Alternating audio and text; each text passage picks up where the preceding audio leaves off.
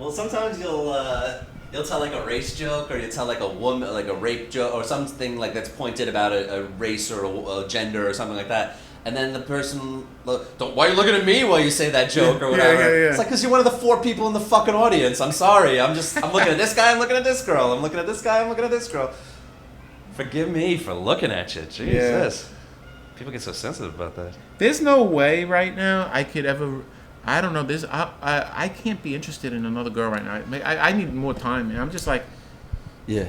Like, I know so many girls, and I've been writing jokes about gay porn, how I like it. Oh yeah. I got a new bit about it. I used to do it. Now I stretched it. Yeah. I think I remember. What's like the nature of it? What's the? I'm like, there's a lot of foreplay because in straight porn it's just two guys walk into the frame.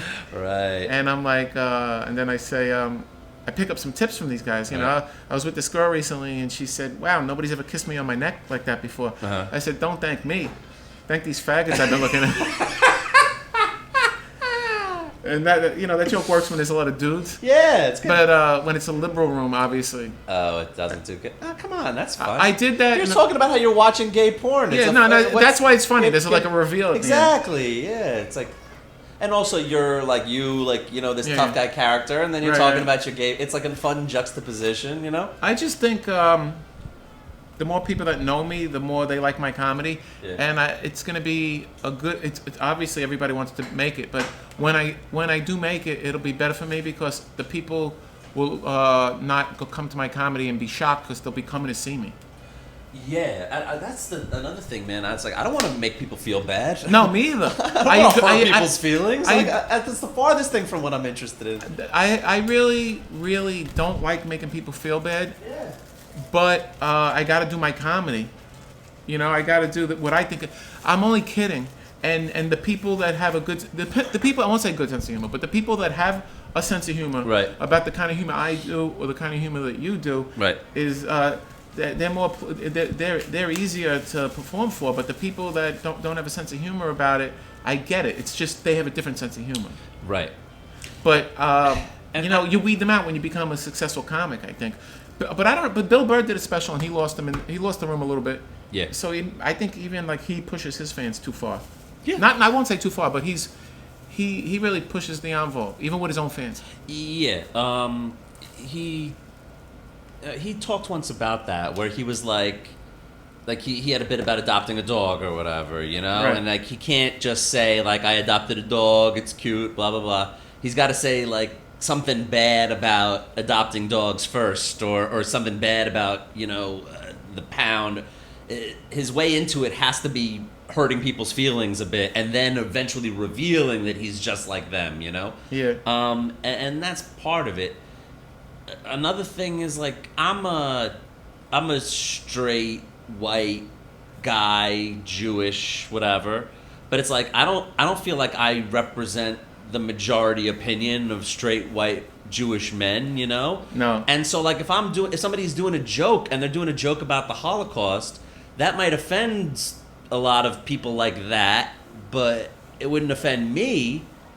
And so I was like, if I'm telling a joke that even the majority of women or the majority of disabled people or the majority of gay people don't like, what about the fucking 10% who do like it?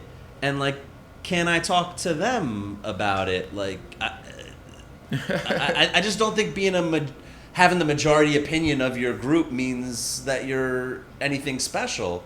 Right. That might be too abstract an idea, but that's like what I'm. Anyway, I just want to say that I just have to do it the way I do it. There's no other way I could be funny. Like I don't know how otherwise. No, I can't just make sounds here. I empathize with you because we're similar in that some people. For you, you're still going through a lot more growing pain. You're going through shit that I went through a couple of years ago. Oh yeah. It's like when people don't know you, and all they know is your act.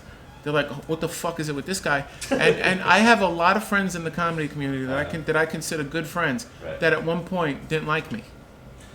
It's interesting. And what was the process of turning it around? Like, how did you know they didn't like you in the first place? They told me. They told me. Really? They told me.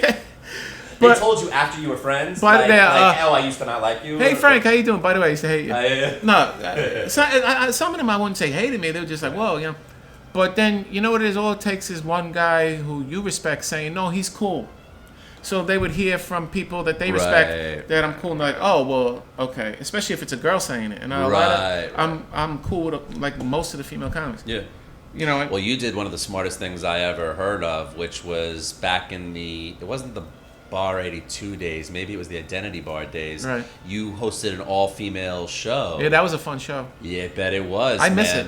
And I think that was some good Frank PR too, man. I wasn't. I know you weren't thinking of it that way. I but really I think wasn't. That's cool. I really. I'm no, sure honestly, I stopped doing it because honestly, I'm very picky, and you know, if I book somebody, I did it out of integrity. Yeah. And that's why I don't have bar shows anymore. Because when you do that, you don't get up. Yeah. Because I would book the same people over and over because I put Missy Baker on every show because like she's the best. Yeah. And Suba and Mary Houlihan, and I booked a lot of like top notch like Kendra Cunningham, Kate Wolf, Abby Crutchfeld, like on and on. There was like really good comics. Yeah. Who are moving on now and doing big things. Right. And also up and coming comics that were amazing. Yeah. And I think everybody on the show is already moving on and doing big things.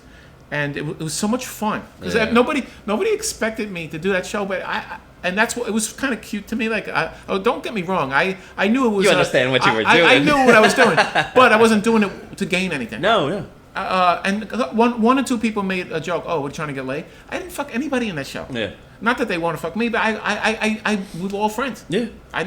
You know, it was just whatever. So a couple of people said that. A couple of guy comics said that because a couple of guy comics were mad that they couldn't get a spot. Oh, that's pretty petty. Jesus Christ, can't they have one woman show? This kind of thing now. Yeah. Please. This was 4 years ago. Now everybody's fucking doing stuff like this. Because it's like after Trump. I want to give you your props, man. Now you get I'm a pioneer. No, this is the Obama days. Nobody gave a shit about women. No, but no. You know how much fun it was to host that show? I bet it was. Yeah. Oh my God. The introductions alone. Right. And Paul Higby and Seth Pompey are making a documentary about comics who are different. Yeah. And I'm in it, and Alan Shane's in it, and Gary, they call him, I forgot his last name now. Right. He worked with Tina Fey and Steve Whalen, I think, and Mary Houlihan, and a lot of comics who were different. And they interviewed me, and they filmed that whole show. They filmed one of the shows, and they got me with these like elaborate introductions. And some of the girls I was really good friends with, so I could be a little more forward with them. Yeah. Like I brought Kate Wolf. You could say raw stuff about them. At that time, I had known Kate Wolf for a while, and I always told her I used to flirt with her, like not in a disgusting way, just in a like friends way. Sure. And whenever I would bring her up to the stage, I would say, she's so friggin' hot, whatever. Yeah. And you know, whatever. I made jokes about it like everybody, and it was all in good fun. You know, it was nobody said a thing. It was so much fun. Well, I think the very nature of the show, I mean, even if you said this next sexy broad is going to come, I mean, whatever, you're still producing a show that's all female comics. It's funny, obviously it's a good I haven't talked about this show in a long time. I forgot about it, and I'm happy that we're talking about it because it's bringing back good mememories. Yeah, man, that's good times. You know what I opened with? What's that? This is the first one, and it was packed. I go up, they're like, Tino introduced me because he was running the music.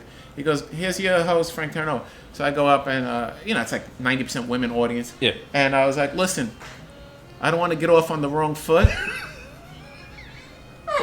or nothing like that, but there's some good looking pussy in this basement. And everybody started dying laughing.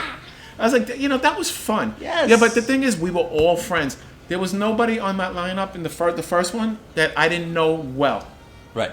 Then when I got to the second one, I dialed it down more. I didn't say anything about pussy or I want to bang anybody. Right. I just said that they're hot or at the town, whatever. I was complimenting them, but I wasn't coming on to them the way I was in the first one. Right. The first one was like, all just buddies. Wild and raw, Yeah.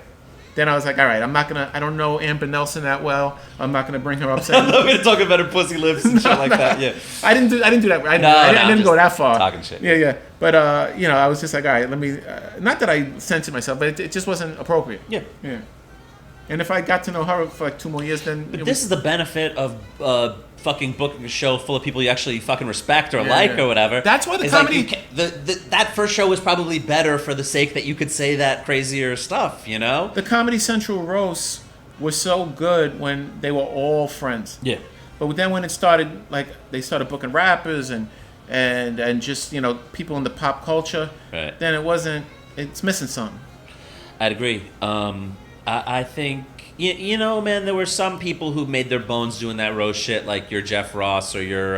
Lisa Lampanelli? Yeah, Lampanelli. I was thinking more of Greg... oh, he's great, yeah. Greg Giraldo. Greg Giraldo, exactly.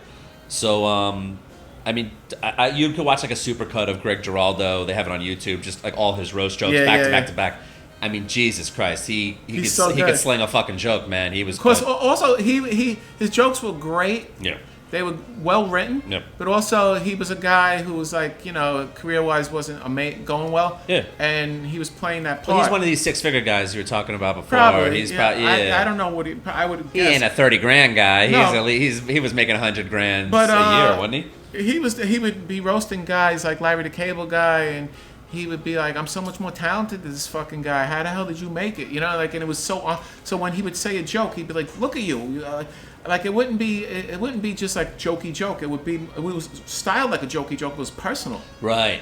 And I like that. Yeah. It's very unique. He felt what he was saying. Yeah. Well, especially with that Larry the Cable Guy one. He was like, he almost thought it was like crazy that he was there doing that shit. You could tell because he was like, this guy, I got nothing nice to say about this guy. And it just freaked him out that guy got so rich doing comedy. But no, I'm sure he liked him.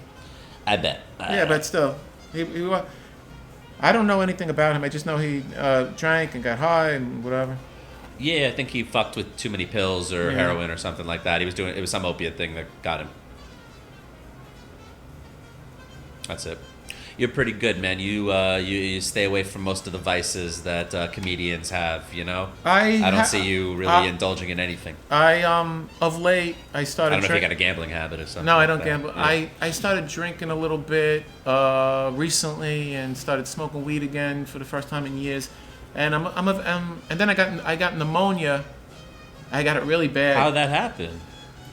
A lot of shit happened, personal stuff that I don't really want to get into, but you know, I just went through a breakup, and then I lost a lot of weight, and then started drinking. You don't have a lot of weight to lose either. Yeah. You were never. I lost 30 pounds, and then that's a big difference for you. And then all of a sudden I couldn't breathe, and I felt like I had the flu, and I felt like my lungs were filling up, and I was afraid to go to the doctor. And then after a week, my friend was like, "You got to go to the doctor." Yeah. So I went to the doctor, and I lost my voice, and I had 100, and I was shivering. Jeez. And he was like, "You got pneumonia," and then it took about 5 weeks to go away. As soon as I started taking the penicillin, it went away. And Is that what they're still doing nowadays? Yeah. They give you penicillin, like VD or something? It got better in 3 days. Significantly better in 3 days when I started taking the medication, but it took several weeks to the point where I was like, I don't think it's ever going to go away, because it was like 5 weeks later, and I still felt I was still coughing. And my friend was like, no, it's going to take a while. I never had a cough in my life. Having a cough freaked me out, so I instantly stopped drinking and smoking for 6 weeks. Yeah, that's good though. And then I got good again, and then April came, the weather started getting nice, and people were partying at the creek, and I was like, you know what, let me have a long. And don't get me wrong, it's not like I was blacking out with fucking whiskey. I drink. You'll have a beer or something. I drink margaritas. A margarita, of course. And to me, like, I had like 3 a couple of times. Yeah. That's a lot for me. 3 is a lot. Yeah. That's very modest, I think. But I think I'm gonna. I only drink on Friday now. Oh yeah. And I might just quit completely. Doesn't sound like you have much of a problem, frankly. I don't have a big problem, and I just I'm self-conscious about it. And I was known as the sober guy, so I'm a little disappointed in myself that I have been drinking. And people are like, "What are you being neurotic about?" But I liked being the sober guy. Like that was my reputation. What about that was good for you? Well, my mom was a substance abuser. Yeah. She had a drug problem, and she died from complications of it. So I think that's what made, because I wasn't straight my whole life. I partied as a teenager. Right. I partied. I quit in my early 20s, but as a teenager, I was in the 80s. So believe me, I lived a lot. But my mom took it too far, and she did some really hard stuff, and she. I'm sorry about that. That's tough. Thank you. Yep. And that's what made me a sober guy. Well, that's obvious. That's a real one-to-one connection there. Yeah, I mean, that's pretty obvious, isn't it? I'm very self-conscious about it and not letting it get out of control. Like sometimes, like last night, I was at the creek and somebody said, "Are you drinking?" And I said, "No." And they're like, "Why?" I said, "I drank last night, and I don't know. I don't feel like I don't drink during the week, but I went through a couple of months recently where I was drinking Monday, Tuesday, Wednesday. I was drinking like 5 days a week. Yeah. And I was. But even then, one drink here, two drinks there. Yeah, that's it. It was nothing crazy. I was having 2 margaritas and then having dinner. Right. But then being able to get up drunk and still kill, that's not a good feeling, because then you're like, wow, I could do this drunk. That's why so many comedians do alcohol and drugs, because they're like, I could do it. Oh yeah. It's not. I've gone on stage wasted and crushed, and I'm not proud of that. Well, I do it sober too. I wouldn't say you have to be proud of it. I'm just saying it's good to know at least that you can do it. Yeah. No, but you never know what situation you're going to be in. Somebody from the show sends a shot up, or they have the mile-long beer thing they send up, and the audience is yelling chug chug chug or something. I would rather do it straight though, and I do it straight most of the time, and it's a better feeling. Oh yeah. Well, I've been a pretty prolific weed smoker, so I just had to learn how to accommodate that into doing comedy, and then drinking also, because you're hanging around at all these bars where they're selling alcohol, the tops of the caps. You want to know what's funny? Yeah. I don't know why, but if I don't go to the creek and the cave, I don't drink. And I could be they were closed once, and I didn't drink the whole time they were closed, and I'm like, but when I'm there, I don't know. If I go to the Pine Box, I won't drink. If I go anywhere else, I won't drink. Well, I think you must have a positive association with it at the creek. Maybe. Something you've had good times there. I had good times there. Yeah, exactly. It's like a lot of happy memories doing that. Yeah, I have a lot of happy memories there. Yeah. Yeah. In the last year, I've had so much fun at that place. And that was a place a couple of years ago, if you would have brought up the creek, I would have been like, I don't go there. Right. And it wasn't because anything against the place or the management, because everybody that works there, and it's the nicest. It's like they treat me like family. Yeah. Like if somebody orders something and it's a mistake and they sent back to the kitchen, if it's vegetarian, they bring it to me. Like they treat me nice. What a nice thing, man. That's really great. Yeah, they're nice people there. It was the comics that hung out there a couple of years ago were very snooty, and there was a lot of hazing going on there with nerds. And like I was like, that's pathetic. It was weird. Yeah. And I was like, I'm not gonna go there and have because I would run into those comics at Manhattan Mics, and they would give me shit. And at that point, I wasn't that good yet or anything. It's a good place to go once you. I would say like it's better like when after you get good and you hang out in like Brooklyn or the Creek, because like nobody wants to. It's like if you're a beginner, you're better off with people who are also beginning. Right. You can inspire each other. I used to go to Broadway Comedy Club when I first started doing comedy, and so did a lot of good comics. Yeah. I wouldn't go there now. Well, another example would be Laughing Buddha, for instance. Right. Like that's a very entry level open mic scene. Yeah. And I think a lot of us look down on it for some legitimate reasons. They're double charging and all this different mostly shit. that. Yeah, mostly that, exactly. You know what's funny? It's like the Creek and the Cave does not charge for mics. However, I spend a fortune there. Yeah.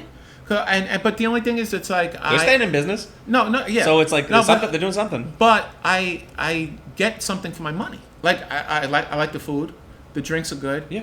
It's not like if you go to a mic and they're like, oh, you got to buy soda, and they charge you $4 for a soda. Right. I just feel like I got ripped off, and I don't want to go to that place. I don't want to pay $4 for seltzer. You shouldn't be charging. You know what? Just give me the seltzer. I'll give you a tip, which will be $2 or $3. Right. But don't say you're going to charge me $4 for seltzer and then you want a tip. That's a lot. The way I think of it is like, say it's $4 for seltzer and they want a tip. This might cost $5, right? And they're giving me a free seltzer, and I'm not getting anything. And I'm just looking at it from an accounting perspective. Yeah. I'm not interested in their different business models. They make their money these people make their money from the food. It's like, how much am I spending when I go to these different places? And if I go to the Village Lantern, I'm spending $7 because that's the minimum you could spend for a mic there. That sucks. If I go to don't go Eastville, there. Why are you still going there? You should stop. It's because if you're trying to do 2 or 3 in a day, it just lines up naturally. I'll give you a list of mics I do. Would you? Yeah. There's no paid mics on my list, and you could do 2. You could do 5 today. You could do 5 free mics today. The Stand at 3. Yeah. The Creek at 4. Right. Karma at 6. Sidewalk Cafe at 8, and then the Creek again at 10. Jesus. And none of them are paid. Right. And they're good and they're different. Yeah. There's a lot of like the library on Monday, the Creek on Monday. I think Fish Bar you got to buy soda. I don't know. Yeah, it's $3 or something. Yeah, no you go to big deal. Fish Bar? Yeah. There's a lot. Tuesday, I like Moon Babies in Carroll Gardens. It's a sensitive room though. They would definitely not like you. Oh yeah. I can adjust a little bit, No, man. but you know what it is? I'll go lay down. I think you're great. No, thanks. But I'm trying to think. Obviously, it's mutual. That's why I have you. I think that you're a talented guy. Uh-huh. I always say to people, and a lot of people don't know who you are because you're like you stay in one scene, but That's right. you're one of the best guys that nobody knows. Yeah. I once thought that was good, and then you were like, "No, that's not good."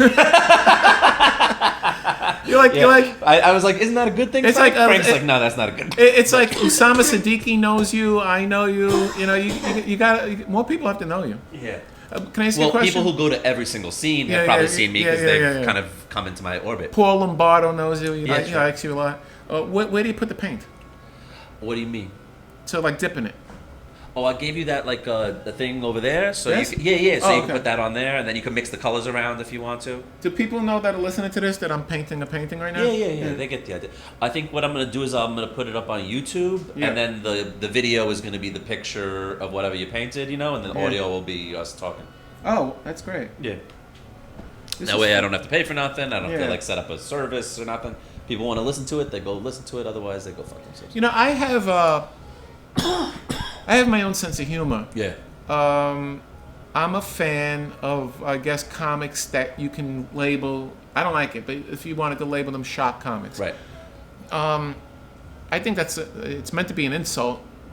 You know, I think a lot of things are meant to be insults. I think punk rock was meant to be an insult. Yeah.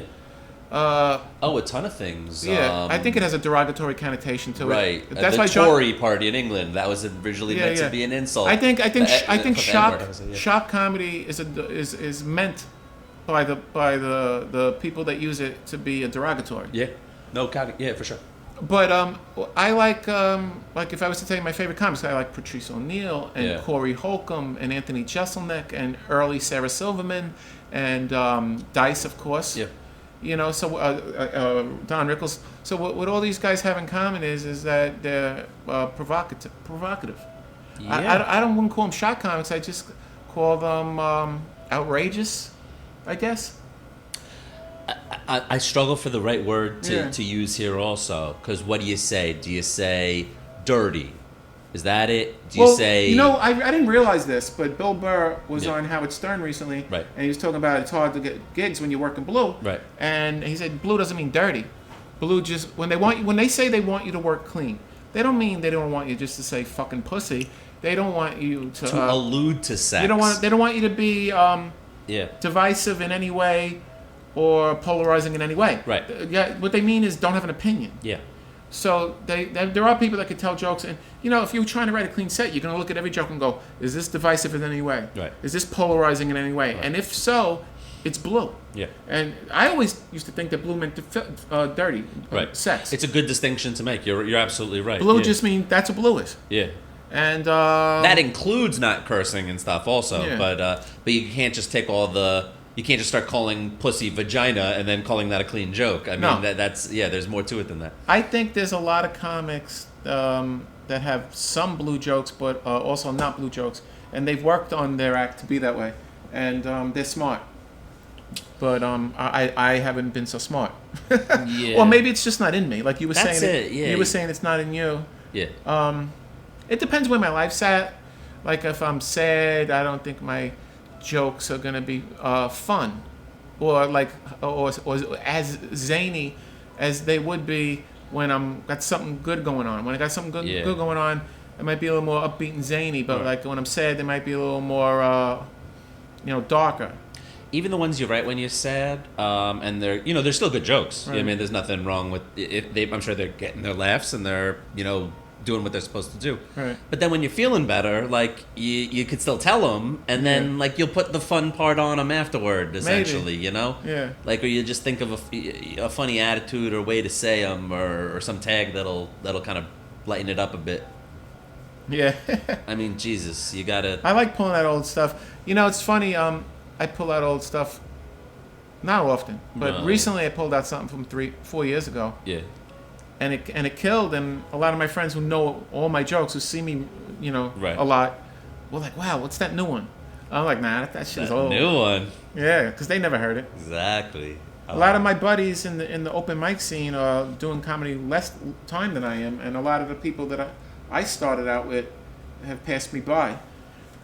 And but I'm still in there, and I'm still punching and trying to get noticed and just get better. And I'm outgrowing material, so Right. What are you doing with that material? I still have it in my phone. Yeah. But Right. it's like I'll think to myself, I thought this recently. I said, if you would have asked me 2 years ago, Frank, how much time do you think you could honestly do? Yeah. I would have told you, well, I could do 40, but I've never done it. Right. But now when I look at what I thought was 40, I'm like, man, I got 20. Yeah.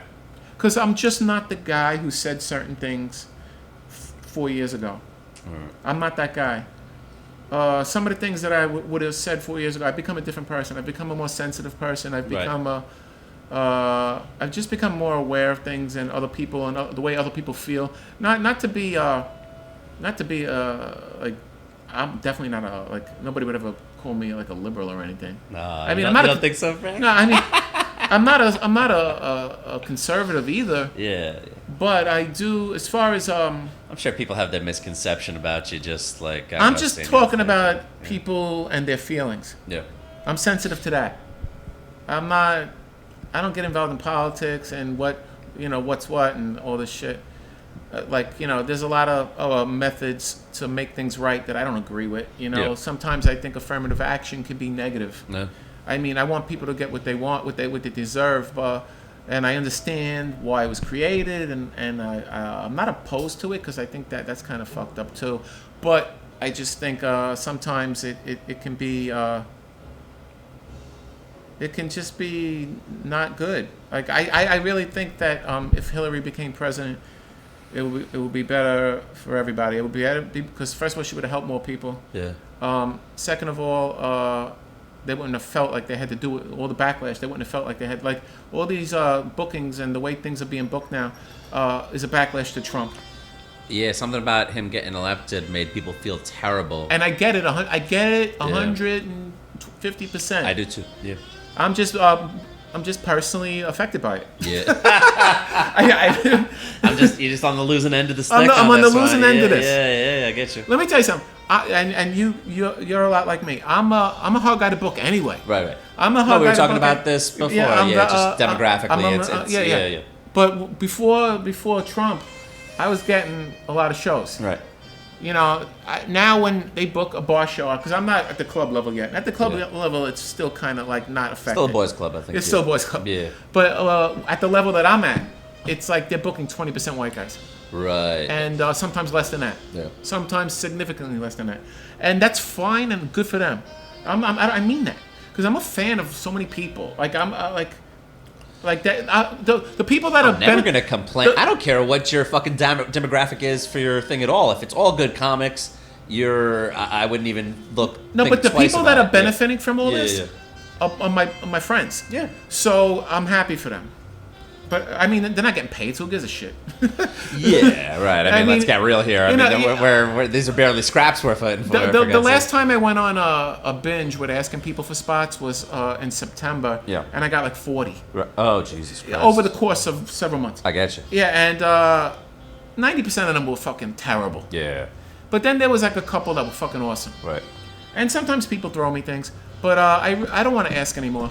I don't know. It's not even a pride thing. Yeah. I just think I don't want to take the time out to do that. It's a little humiliating, and I feel, and maybe it is a pride thing because I feel like I shouldn't have to. And a lot of I know people that don't have to. Yeah. And I feel like I shouldn't have to. And so, if nobody wants to book me on their bar shows, that's fine with me. I'm just gonna work hard at the open mics and write new jokes, and I'll get spots. I'll still get a couple here and there. I'll make the most of them. And I'll just focus on mics and writing, comedy, and I have a podcast coming out with Mike Racine. I'm excited about it. I don't mean to plug my podcast on your podcast. Please. Yeah, but I'll put it in the notes underneath the YouTube video. I'm excited about that, and I'm writing some stuff like it's like a short film. Yeah.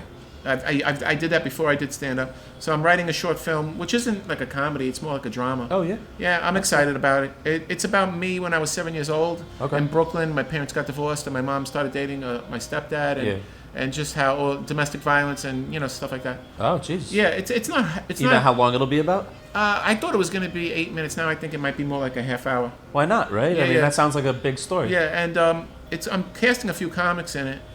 But I'm not going to be in it, obviously. There's no part for me. I'm too old to play any part. I see. I mean, I'm too young looking to play the grandpa.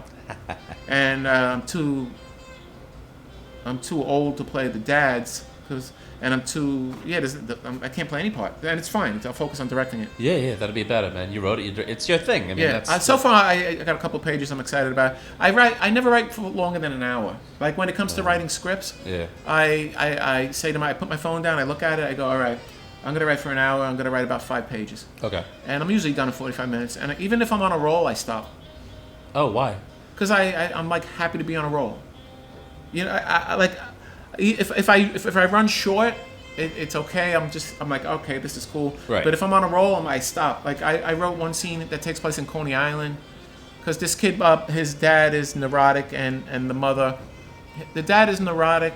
He's like me times 10. My dad, and the mother can't take it. Like she's a young, married woman with a son, and this guy is just like she can't take it. Yeah. So she leaves him, and then she gets back she gets together with this other guy, who is more mature, and more dependable, but violent, and just unhealthy.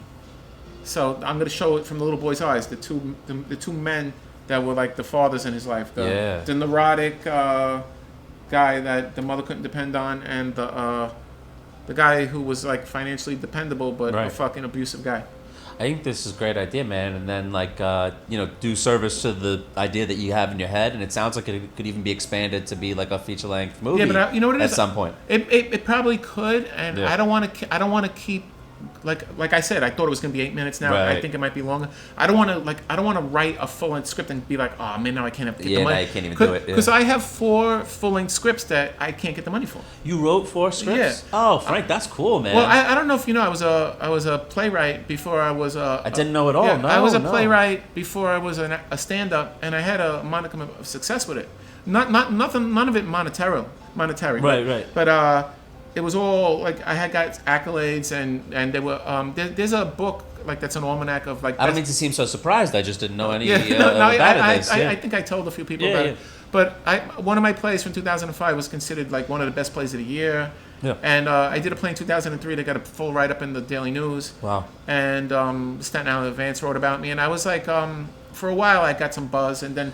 How you put on a few of these productions, obviously. So how long were the runs? Like 2 weeks. Oh, cool. What venues were you guys into? Like a bunch of black box off Broadway theaters. Right. Like if you Google Frank Terranova, you're gonna find more of that than comedy. Like that's mostly what you find. How interesting. Yeah. But and then I wrote a short film and produced it called Lunch Money, which was about an 11-year-old boy who gets picked on in school when integration started, when they started bringing black kids into white schools, and there was a lot of violence, and I tried to show that, and he had a domineering mother who babied him, and he goes to school and he can't defend himself, and then he goes back to school one day with a gun and kills the black kids who took his lunch money. And it takes place in 19. Why is that funny? That's funny. It's not a comedy. I'm sorry. Maybe it's just the way you talk or something. I don't know. You just got a funny way about you. No, I know. That's interesting though. Yeah. So it takes place in 1978. Yeah. This new thing I'm writing takes place even earlier. Yeah. Like in the early 70s, and. It's a good time for movies, script to take place. And there's like wise guys in it. Yeah. Oh yeah. Because they used to hit on my mom and. Right. Around what neighborhood is we're talking about? Oh, Canarsie. Yeah. My dad's from Canarsie. Yeah. They used to come over to me and give me $5. Let me talk to your mother. Yeah. They're like, hey, here's $5. I want to talk to your mother. And then I went to the racetrack with my stepfather, and he said to me, "Where would you guys go?" In Aqueduct, Belmont. Aqueduct, yeah. And it was me and my stepfather. Well, he was just my mother's boyfriend at the time. Yeah. And my mother, and I remember I used to say, I'm a vegetarian now, but obviously I wasn't when I was 7 years old. Yeah. So I would get like pastrami. Yeah. And It was, I remember it being amazing. And then I would go to bet with the $5 that the gangster gave me, and my stepfather was like, I don't like the guy who gave you that money. I'm like, all right, well, it's my money. You know? And then that guy got fucking killed anyway. The guy who gave me the money got like shot in the head. Jeez. Yeah. I was like, I used to always bring him up. I was like, what's up with that guy? The guy this is a nice guy. Give me $5. Whatever happened to that nice guy who gave me $5? Like, you're hooking up with this fucking creep. All he does is yell and throw garbage cans. Jeez. He threw a garbage can like at the wall, and like for months there was like food on the wall. Who's he? My stepfather. Oh, he threw the garbage can at the wall. Yeah. Wait, nobody cleaned that shit up. What was the problem? Yeah, I think she left it up there as a like. Oh, that was like her fuck you. Yeah, I don't know, something like that. Yeah. I mean, my house was clean. Don't get me wrong, but yeah, it sounds like it. And I remember one time my mom left him, and I was happy. Yeah. And I said I never liked him anyway. Right. I was a little older, and she was like, "Well, why didn't you tell me in the first place?" I said, "Well, I was 7. Would you?"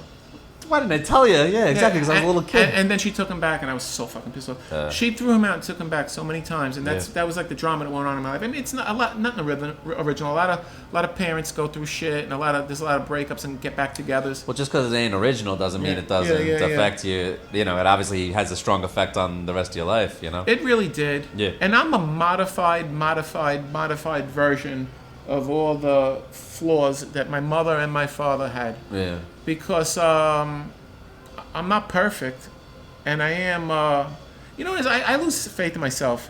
And when when you're in a relationship, a woman wants you to be somebody strong, who's got drive, who has potential, so they could put their stock in you. Yeah. And I think I'm like that. I can be that guy. But then sometimes, you know what it is? I get vulnerable. When I'm in a relationship and I'm with the person who I think is the closest person in the world to me, I get very vulnerable with that person. So then I let them see my fears, and I let them see my my doubts. Isn't the lesson that you can never open yourself up this much to anybody? That to show 100% of yourself is to to let somebody stab you in the heart because you've opened up your full, your kimono, you know.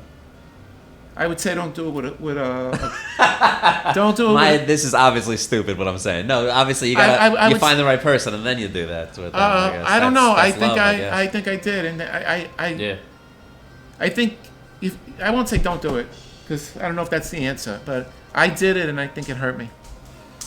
Buddy, what are you gonna do? Can I get something else to drink? I'll have another cranberry and club soda. You got it. This is the best podcast I've ever been on in my life. Oh, I'm happy with it. Yeah, man. Everybody should do this podcast. I think you're gonna be the last one for this season. Oh yeah. Then I'll see about doing another season or something. You know, see if anybody. What are you gonna do? Put it on iTunes?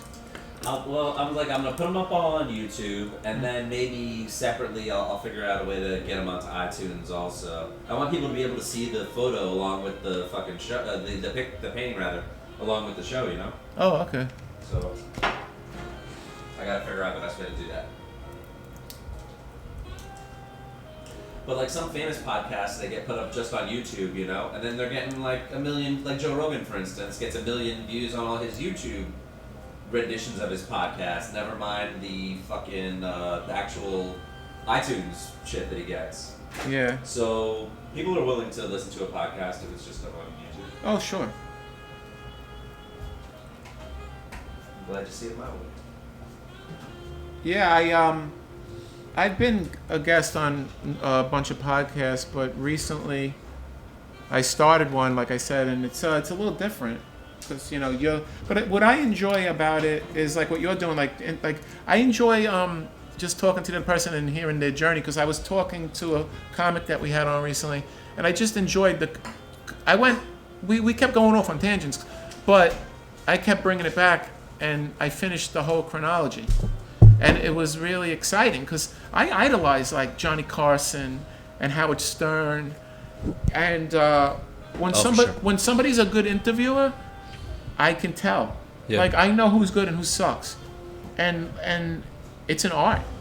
Yeah. I'm not working as hard at bettering myself in that way. I guess you're I doing could fine. be with something like you're that. You're doing fine. Thank you very much. But there are. I'm just speaking in terms of professionals. There are some professionals. Like I love Conan because I think his monologue is the best. Yeah.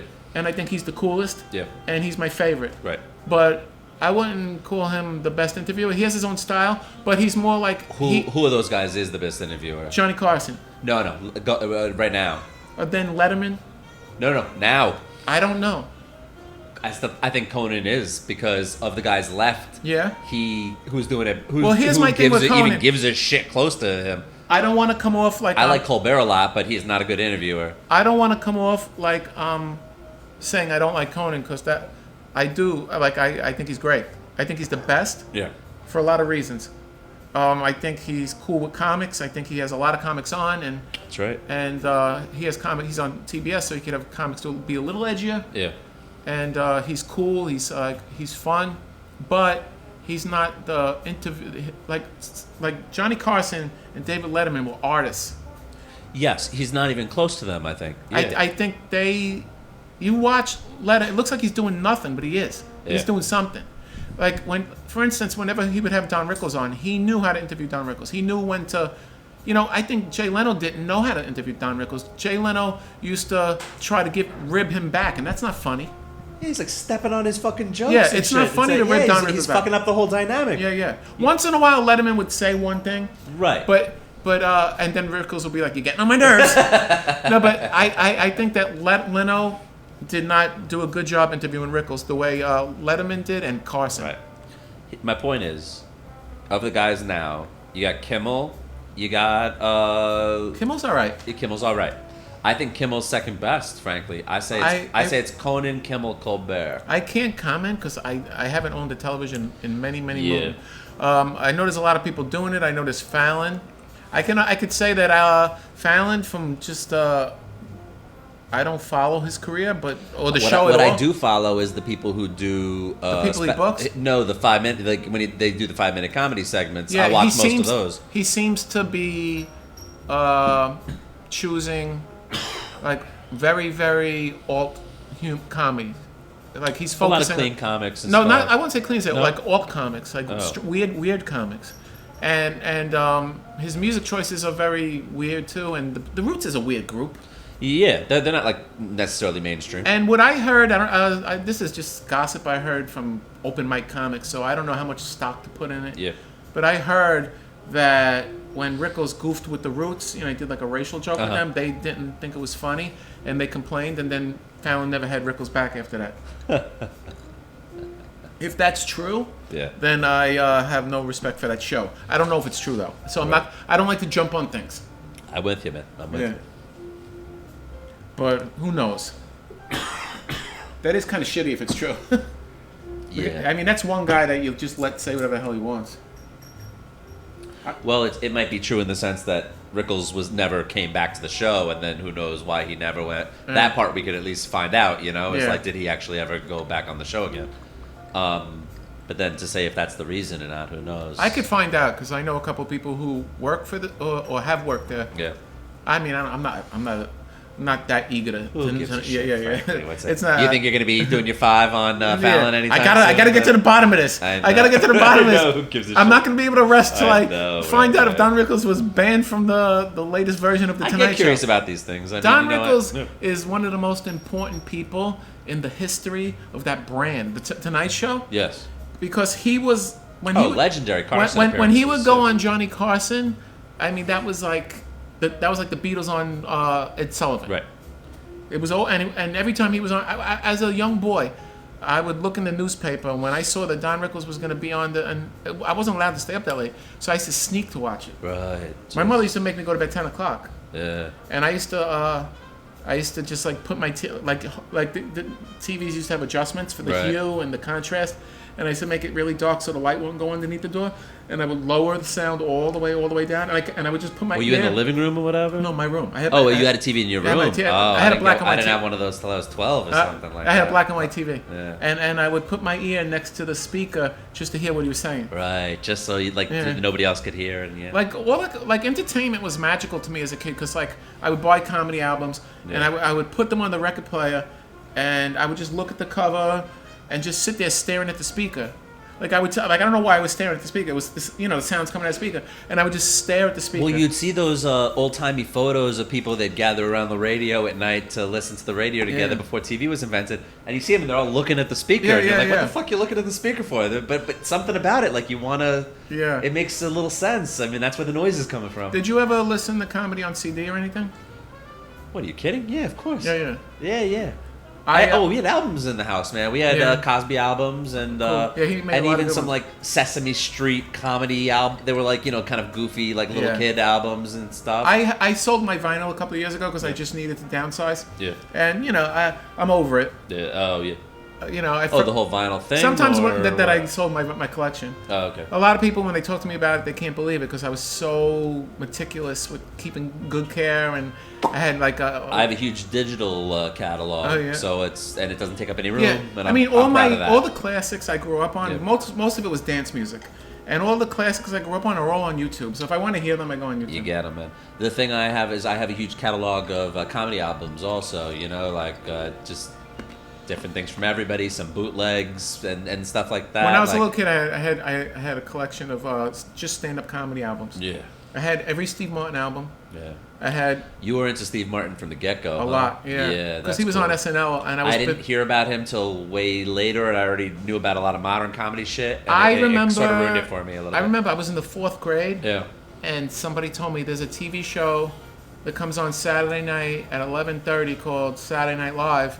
And there's a guy named Chevy Chase, and he's funny, and they would repeating the jokes. Right. And I was like, what? And I never stayed up that late. So I'm like, I got to watch this show. Yeah. So I put it on, and I was like 10. It was like the first season. And I saw John Belushi when they did Samurai Night Fever. Yeah. And the guy in the diner, cheeseburger, right. Pepsi. I was like, this is the sick. I never saw sketch comedy before because I saw. You must have lost your fucking mind. This is like the funniest thing that ever happened in America. I was just like that was it. That was it for me.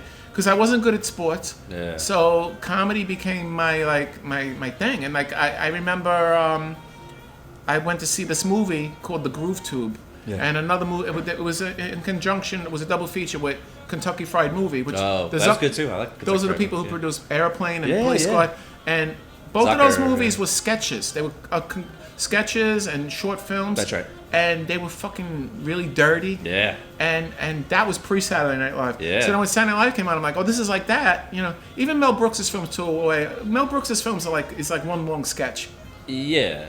I'd say until fucking Defending Your Life. I think that was his. No, yeah. Oh no, not Mel Brooks. Excuse me. Yes. I was thinking of what's his name.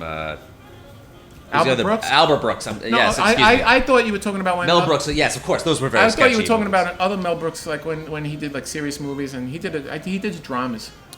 What were his drama ones, man? He did To Be or Not to Be. Is that was a drama? that a drama? I don't remember. I admit I haven't seen it. No, the early ones were like the producers and the but like Blazing Saddles. That's like yes. they don't call them sketches in films; they call them spoofs. Right. He was he's like the godfather of the spoof. I don't know if he invented it. Yeah. I should know this because I studied film, but I mean, when I think of spoofs, they did It's a Man World, so they did stuff before. But he definitely was a spoof. His stuff was a spoof, and it's like a long sketch. It's just like a long sketch. Exactly. He would do it. The way I'd put it was he did comedy set pieces. Same way that sort of the Coen brothers would do now, where they'll have it'll be 4 minutes of something happening. Yeah. And they're like sketches. The Coen brothers are more cinematic, I think, than Mel Brooks is. But it's the same idea. I mean, the farting thing around the campfire or something like that. That was so funny to me. Bad man. Yeah. Because I didn't go see Blazing Saddles in the theater at first because I was way too young. Yeah. But then 1 year later. Were your parents restrictive? They wouldn't let you see movies a little and bit, stuff a like little that bit. until you were older? A little bit. My parents were mental about that. They didn't give a shit. I'd be like 4 years old sitting in, any R-rated thing in the world. My mother eventually changed, but I remember Young Frankenstein came out. Yeah. And it's not even that dirty of Young Frankenstein. No, they took me. My dad took me to see Young Frankenstein, Yeah. and I loved it. And then, as a result of Young Frankenstein being a big hit, they re-released Blazing Saddles because back then there was no cable. Oh yeah. So if you wanted to see a movie, you had to wait till it came out again. Jesus. And it always did. It would play in the main theater, then it would go to like a bad neighborhood. Right. And they re-released Blazing Saddles, and it was the first time I'm going to see a rated R film. Right. And it's 1976. So I was like 10 years old. Yeah. And when they were showing titties and I remember getting aroused as a little boy, good. and like just all the sexual innuendo. You didn't grow up in like the Cinemax era where No. You'd be like 11 and you'd put on something the wrong channel. There was and then nothing like that. You'd see some boobs on TV. You had To nothing me, back like then. if I saw a movie where if they showed a movie in the daytime, yeah. where there was a character who was a prostitute, she would be in her underwear because it would be like Shirley MacLaine was in a movie, Irma La Douche or something like from the 60s, and she was in a bra and panties. And then there was another movie where Barbra Streisand played a prostitute, and she was in her bra and panties. Right. And I remember all this stuff because that was like porn for a little kid. Yeah, of course. And then shows like I Dream of Jeannie and Gilligan's Island. She has her belly uncovered. No, and stuff Gilligan's like Island was like that was really like soft core. Yeah. And it was on the major networks or whatever. It was on ABC or something, wasn't it? Yeah. Yeah, but going to see Blazing Saddles was great, and then Slapshot came out with Paul Newman about the hockey. That's cool. And then my father said, "You know what? You're gonna hear this stuff on the street anyway." He goes, "I don't." And he said, my father's theory was, "I don't mind taking you to see a rated R comedy, Right. because a rated R comedy is mostly rated R because of the language." Right. But then Saturday Night Fever came out, Yeah. and I was a huge John Travolta fan because From of what? What was he doing? Welcome Back, Kotter. Yeah. I mean, and that was the talk of my whole neighborhood. Oh, really? Yeah. What was it? What did people give such a shit about? Because Welcome Back it was Kotter? about an Italian guy in Brooklyn. Right. And it wasn't, and the music was really popular. It was like number one, and they would show clips on TV of John Travolta dancing, and my mom was like, "Yeah, but there's a rape scene in that movie, and I don't want you to see it." And then I went to see the movie, and they were saying "fuck" every 2 seconds, and there was a stripper in the club, and they were doing drugs, and there was like date rape scenes, and I was like, "Holy shit!" Like it was actually. My mother probably would have made a better call not to take me to see it because like I was like 11, and I remember being a little feeling a little I don't know what the word is, not really upset, but it just like it bothered me. I was just like I felt like ill. Yeah. And I was too young to process it. I saw this movie Misery with Kathy Bates when Right. I was 6 or 7, Uh-huh. and maybe it wasn't Misery, maybe it was a different one, but she pushes a guy into a ditch or whatever, Oh, Dolores Claiborne. Dolores Claiborne, that's it, man. So like she got a bad husband, and I can't remember he was some famous actor though, and he treats her bad, and near the end of the movie she just fucking pushes him into this giant hole in the ground or whatever. And I thought about that forever. I was a little kid when I saw that, but it was so. And there was a bunch of like abuse scenes where like he was being abusive to her and stuff like that. I'm sure there's plenty of cursing in it and shit like that. But I just remembered that. I was like, wow, I was too young. And then when I was 7, my parents took me to see Terminator 2, and that was the greatest thing that ever fucking happened to me, man. I couldn't believe how good a movie could be, man. When I saw that, that was the thrill of my young life. So I wouldn't, I think I'm going to be pretty liberal with my own kid if I ever have one about letting them see movies when they're younger. Oh, yeah? Yeah, especially if it's not about violence. If it's more about, like, language and shit like that. I think 11, now that I'm older and I have perspective, I think 11 was too young to see Saturday Night Fever. My mother took me to see Saturday Night Fever when I was 11. You're kidding, even at 11? I think I was too young, and Right. I tortured her till she took me. Oh, yeah. I was like, please, I want to go see Yeah. it. And I should have just waited because like a year later they released a PG version. Right. And you think that would have been better for you? But there was something about that movie, like I love that movie and I'm mature Right. enough to handle it now, but the whole movie was just mature. It was just like really brutally honest Right. about, domestic violence and just, it's really, watching that movie now, Yeah.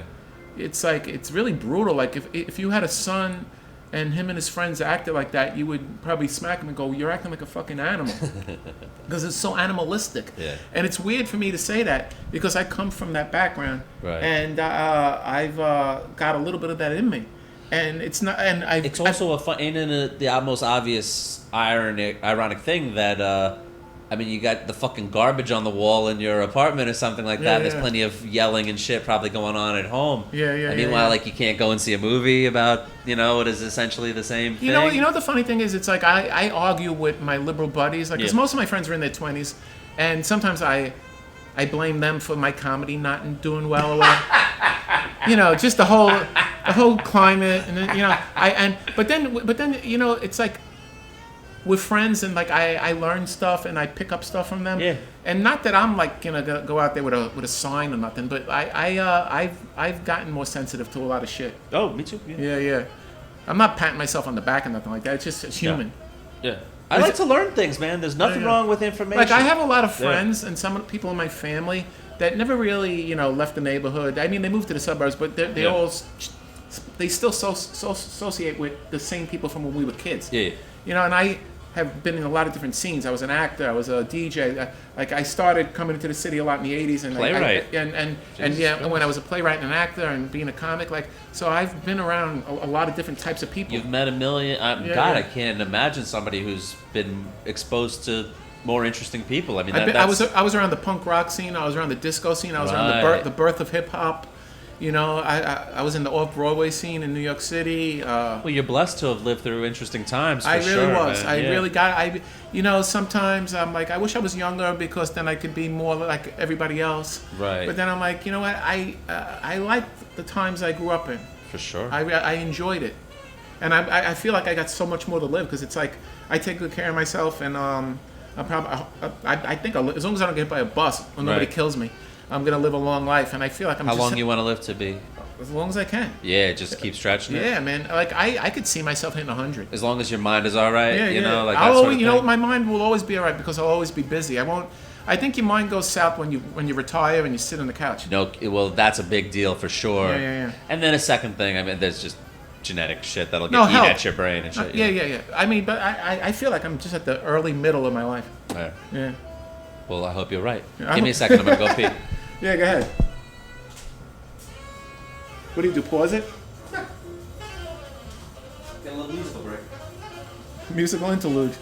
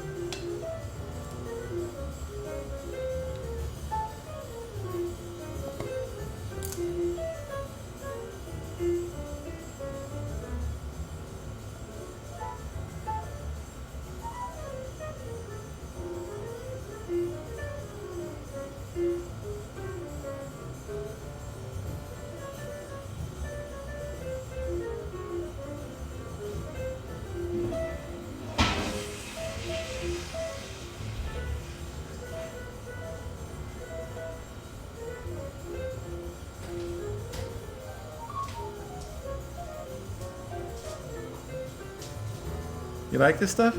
Love jazz, man. It's great. It's relaxing. Oh, for sure. I went to college in New Orleans, man, and I got really into jazz shit down there. Yeah. They got their whole style now. Did you see the movie La La Land? No, I haven't. It's good. It is good. I like Ryan Gosling fine, man. Yeah, I like him a lot. It's good. I have one thing about it that bothered me. What was that? The ending.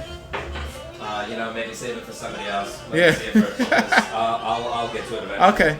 Yeah. After you see it, and then we'll talk about it. I'll remember.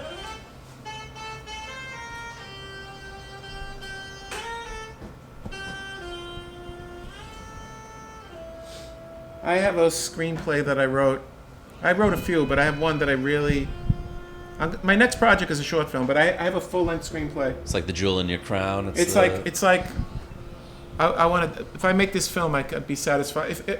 If somebody told me you can make this film the way you want to make it, and have it be out there into the universe, and I would give up any other artistic achievement. Oh wow! I would give up comedy. You ever try to budget it out and see what it would cost? Yeah, I think on the lowest budget humanly possible with an unknown cast, I can make it for about 50,000. Right. But that's still a ton of money.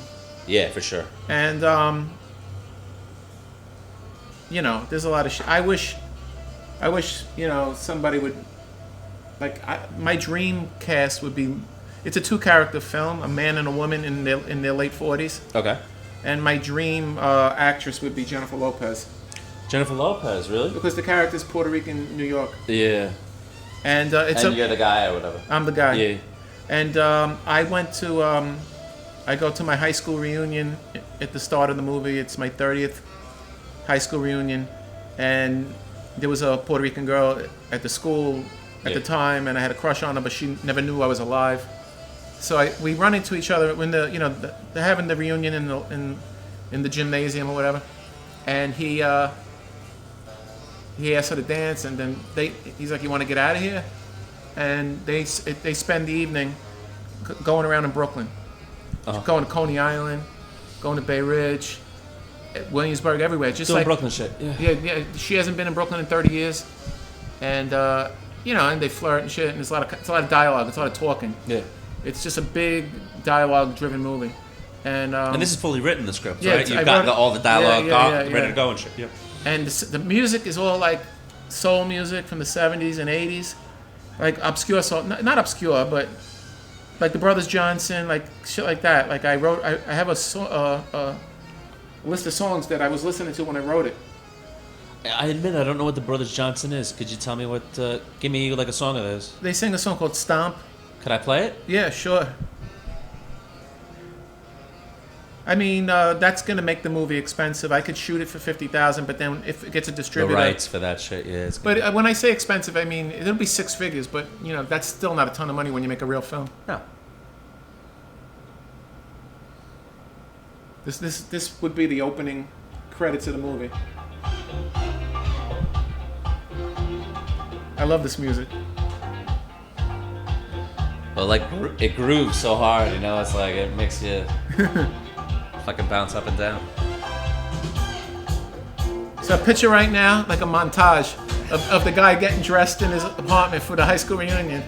Getting out the cologne, the fucking gold chain, taking his dog for a quick walk, picking up his fucking dry cleaning.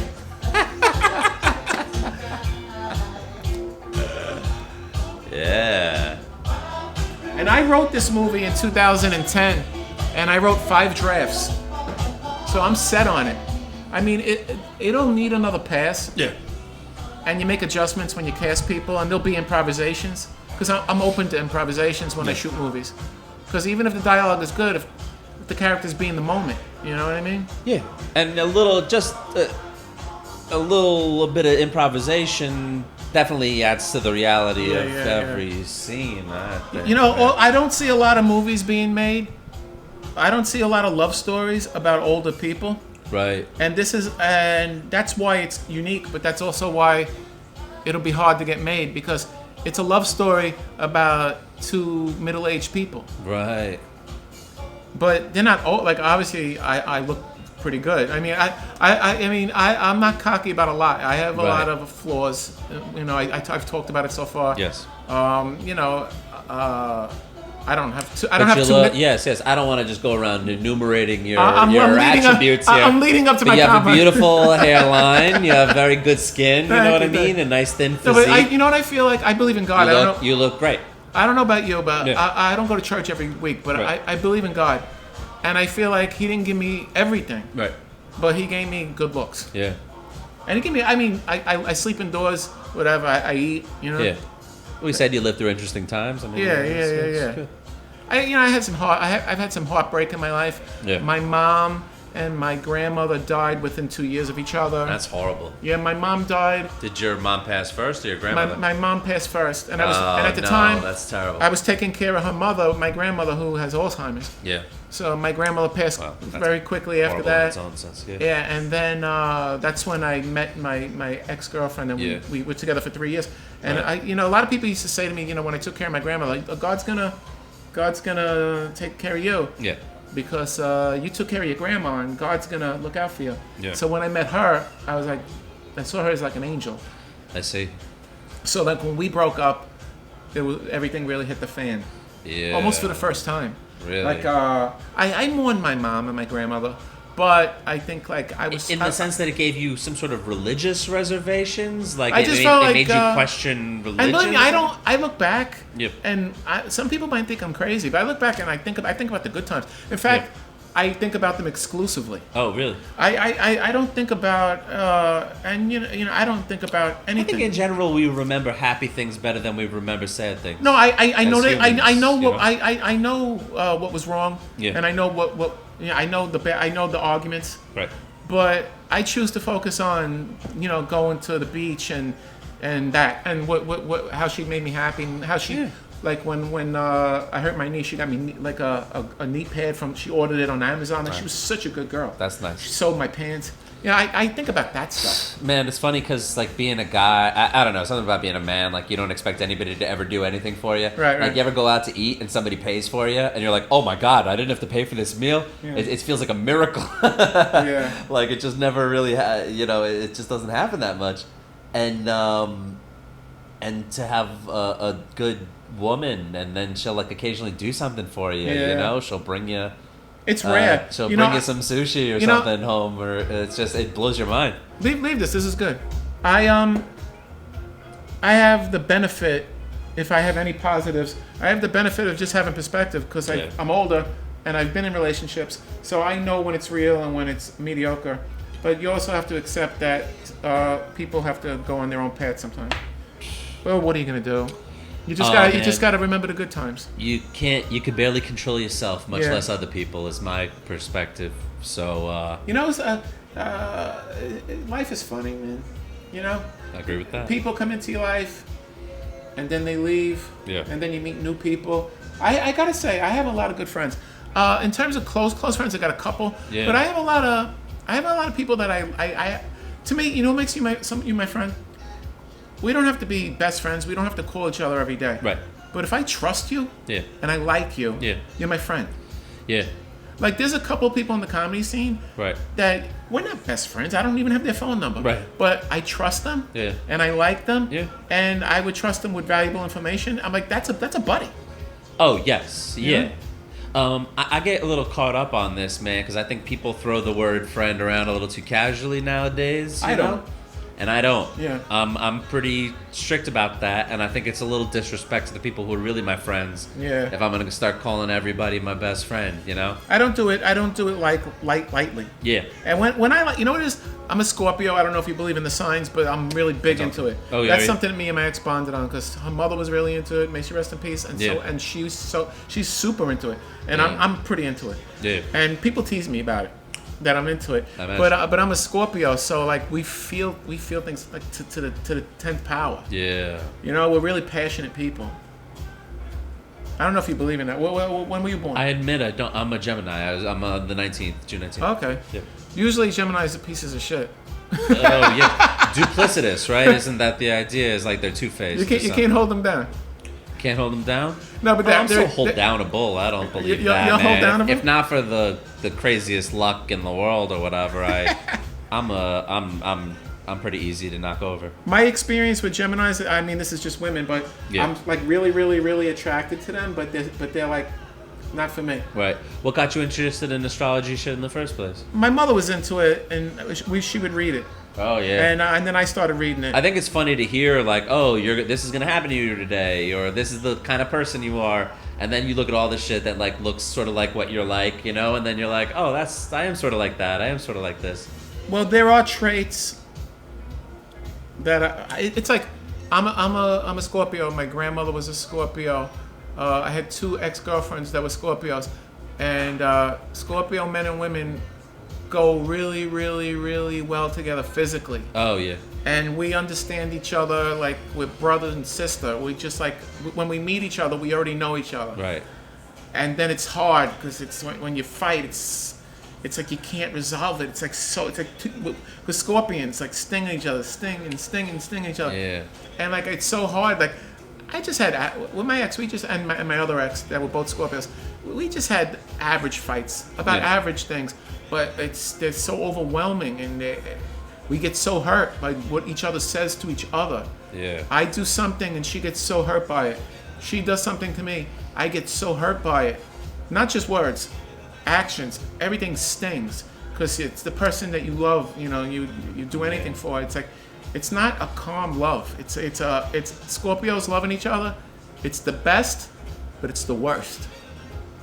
You believe in heaven? Yeah. Yeah. Are you trying to live your life in a way that you're going to be able to get to heaven? I consider myself a really, really moral guy. Like Yeah. You take the idea of morals seriously, and you try to pursue being a moral person. I'm Catholic, and I don't like to talk about abortion because this is what I don't like to talk about abortion because like I don't want to say this is how I feel about abortion. I'm sorry I brought it up. No, it's like I wouldn't want to have one. Yeah. Me. I wouldn't want the girl I love to have one. Yep. But I think they should be legal for the people that want to have them. Yeah. But I would be sad if I had one. Let's say the girl that I love decided she wanted to have one. I have to respect that, right? Because it's her body. But it would make me so sad. Because even if I was poor, I would want to have the baby.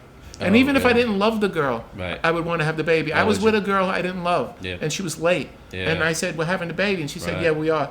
And then she had, a period came. Oh. And with my most recent ex, there was always a couple of late times. And she didn't want to have it. And I said something mean, which I didn't mean at the time. I said, oh, I'll never talk to you again. Right. Because, like, part of me feels that way. But of course I would talk to her again. Yeah. But I was just like, that's just my way of talking. I'm an Italian guy from Brooklyn.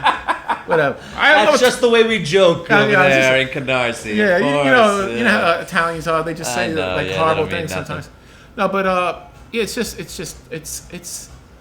to hypothetically put myself in that scenario just makes me sad to think about it. No kidding.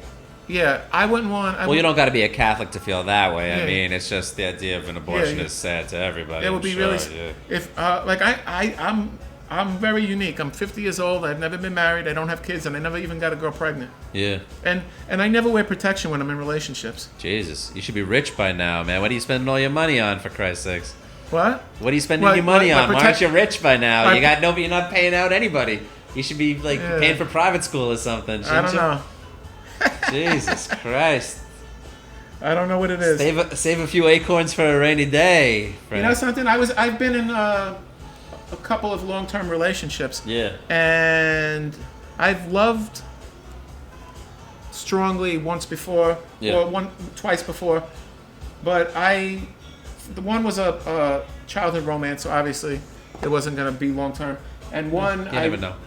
And one was going to be, I loved her, but I knew she wasn't the one. Not that there was anything wrong with her. Right. I wanted to be single again.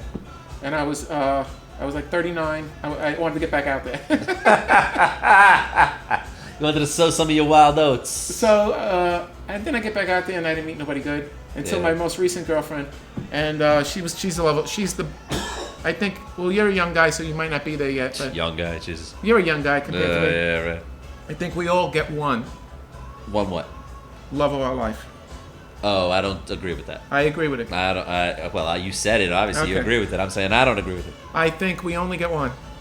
And I think that my ex-girlfriend, my most recent ex-girlfriend, was the one. And now the best I could hope for is just a consolation prize. Yeah? And Frank, this is not a recipe to a happy life, my friend. Listen to what you're saying. Yeah? Listen to what you're saying. I just don't believe it. I am never gonna be as happy as I was with this other person. I don't mean as happy. I don't mean as happy because I was because the love of my life is one person who happens to live in the same 3-mile radius and does the same job I do. What are you fucking retarded? There's 7 billion people in the world. Of course there is somebody you are better suited with than somebody who just happens to live within a stone's throw of your apartment, for Christ's sakes. I don't care for her because she lives here.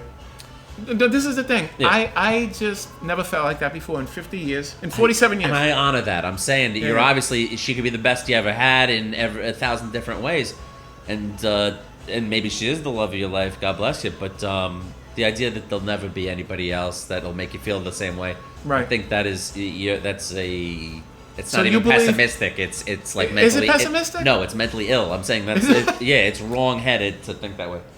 So you believe Yeah, that's not true. that's right. Okay, I respect that. That's right.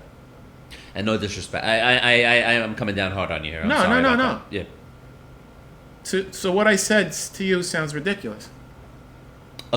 The emotion of it, I totally get. You know what I Right. mean? I feel what you're feeling for sure. I'm just saying it doesn't jibe with me intellectually here. You know, a lot of people break up, Yeah. and I mean, there's just so many English-speaking people in the world that you could fall in love with. For All right, God's but- sakes, it doesn't make any sense. well, a lot of people break up and they move on quickly, and they like the new person just as much. I think those people are fucking insane. I do too. I'm not saying that's the right way to be either. Where it was like you left the love of your life 2 months. You lived together for 7 years, then you break up, and then 2 months later you're with your new boyfriend or whatever. I mean, what the fuck is that? I mean, No, I see people go out with somebody for years That's demented in its own sense. and then break up with that person, Right. and within a month they're dating somebody for years. Right. That is insane in a sense. You know to what me I'm also. you know Yeah. what I'm proud of? What's that? If I'm proud of one thing, I Right. made a lot of mistakes in Yeah. the aftermath. But if I'm proud of one thing, it's that I've kept to myself. Yeah. And a lot of it is personal choice. What do you mean by that? Kept to yourself? I haven't dated. Oh, I've done it yeah, deliberately. Oh, yes. Yeah.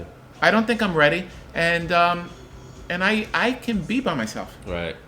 You know what I mean? I don't miss being with somebody. I don't want a girlfriend per se. Right. You know what I mean? I like being with the guys, and I like.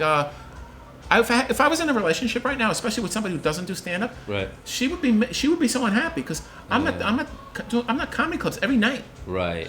So like, There's always a dream scenario where she travels a lot and stuff, and then maybe I don't once know. a weekend you'll get together or something and see each other.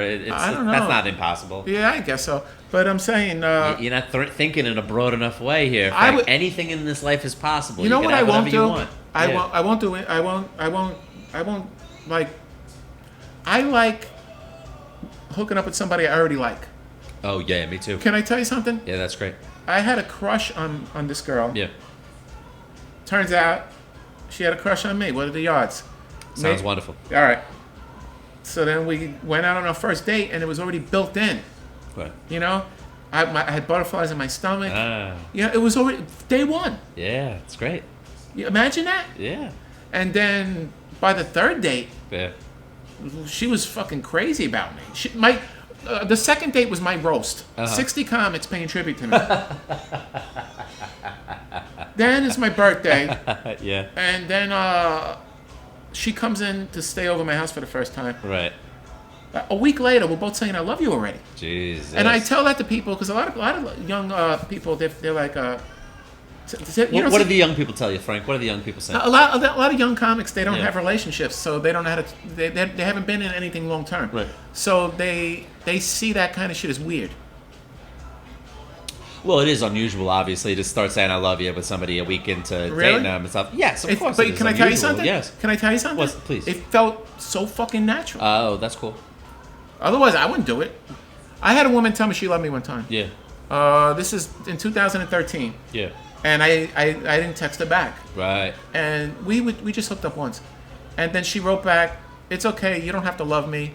I have enough love for the both of us," But and that freaked me out. it should. So needless to Fucking say, weird.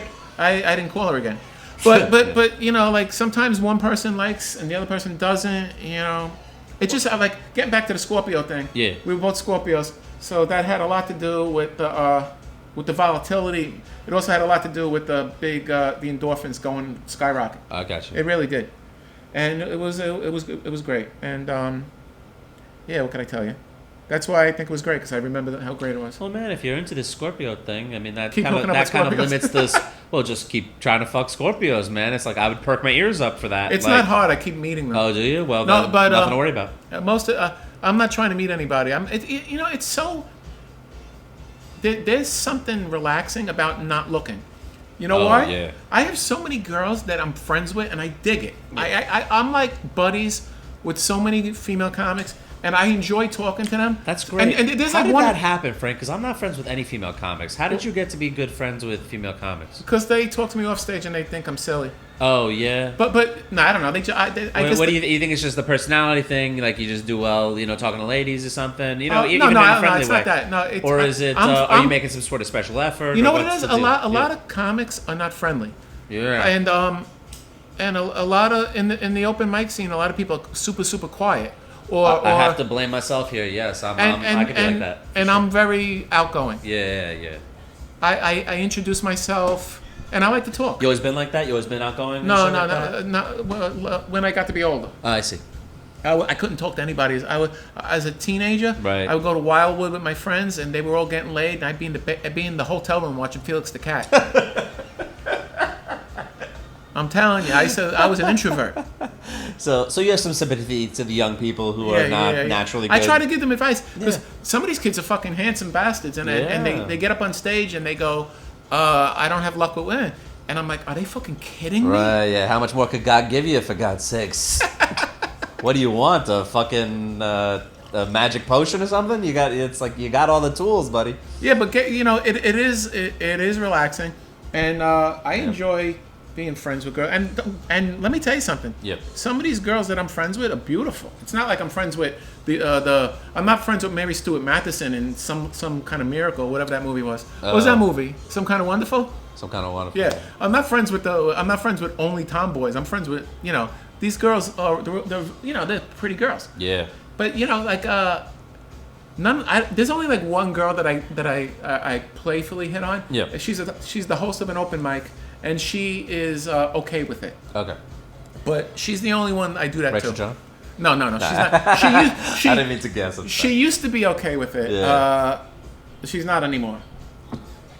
But anyway. Yeah. I did it at a show. Yeah. She was on the show, and then I felt comfortable, so I started calling her a whore or whatever. Like you'd naturally do. But I always used to do that, and she thought it was funny. Yeah. And it turns out the whole crowd was her like friends and family from Long Island.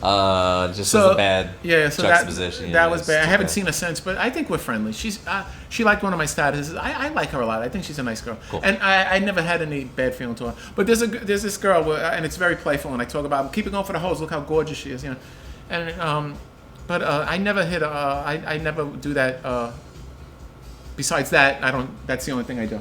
Right. And she has a sense of humor about it. Good. Yeah. But sometimes I want to be like a protector, because sometimes I hear stories. Like there's this autistic kid that hangs out, and he's a little creepy. And and I told this one girl, I said, if he makes you feel uncomfortable, come get me. Right. Because sometimes I'm like in the back on the patio, and if somebody's being creepy, because they don't have this one of the guys that works there, he handles that a lot. But if he's not around, I'll throw somebody the fuck out. Yeah.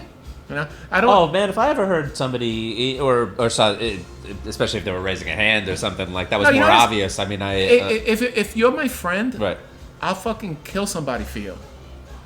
You right. know what I mean? I won't say kill, but I'll stick up from people I care about. Yeah. I'm ready. I think that's what my friendship means. That's kind of the contract I'm signing there. Yeah. Is that I take it seriously. Like, yeah, me too. When I care about somebody, I take that shit seriously. No kidding. There's a lot of talented people in comedy right now. There's a couple that new that are fucking brilliant.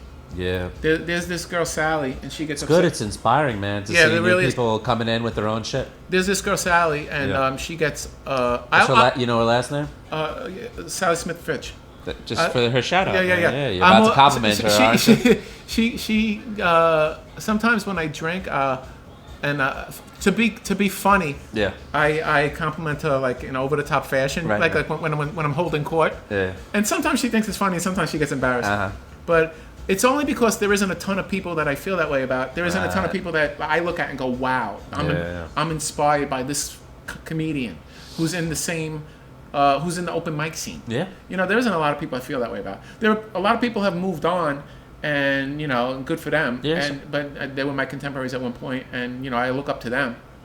But like Mike Racine, But then there's people that are in the scene with me, and she's somebody that I look at and go, I look up to her like almost the way I used to look up to. I mean, that I still look up to Suba, because Suba's always been like. What was it that always blew you away about Suba? Her.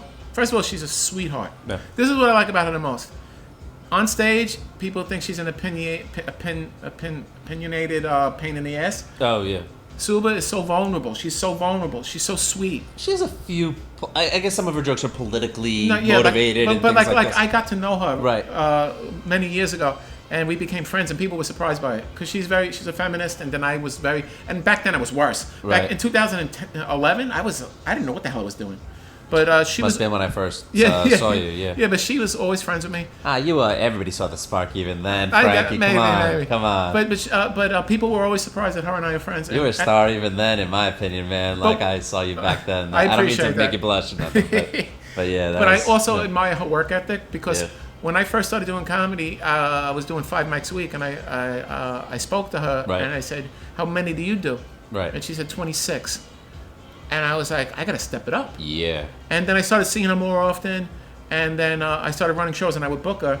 And I booked her on this show where she would headline. Right. The lady show that we talked about. Yeah, we talked about it. And she would do 15 minutes, and I booked her like 4 times, and each time she did a different 15 minutes, and it wasn't workshop material. It was polished, show quality 15 minutes. Right. And this is in she had memorized. Perfectly, yes. And this is in 2013.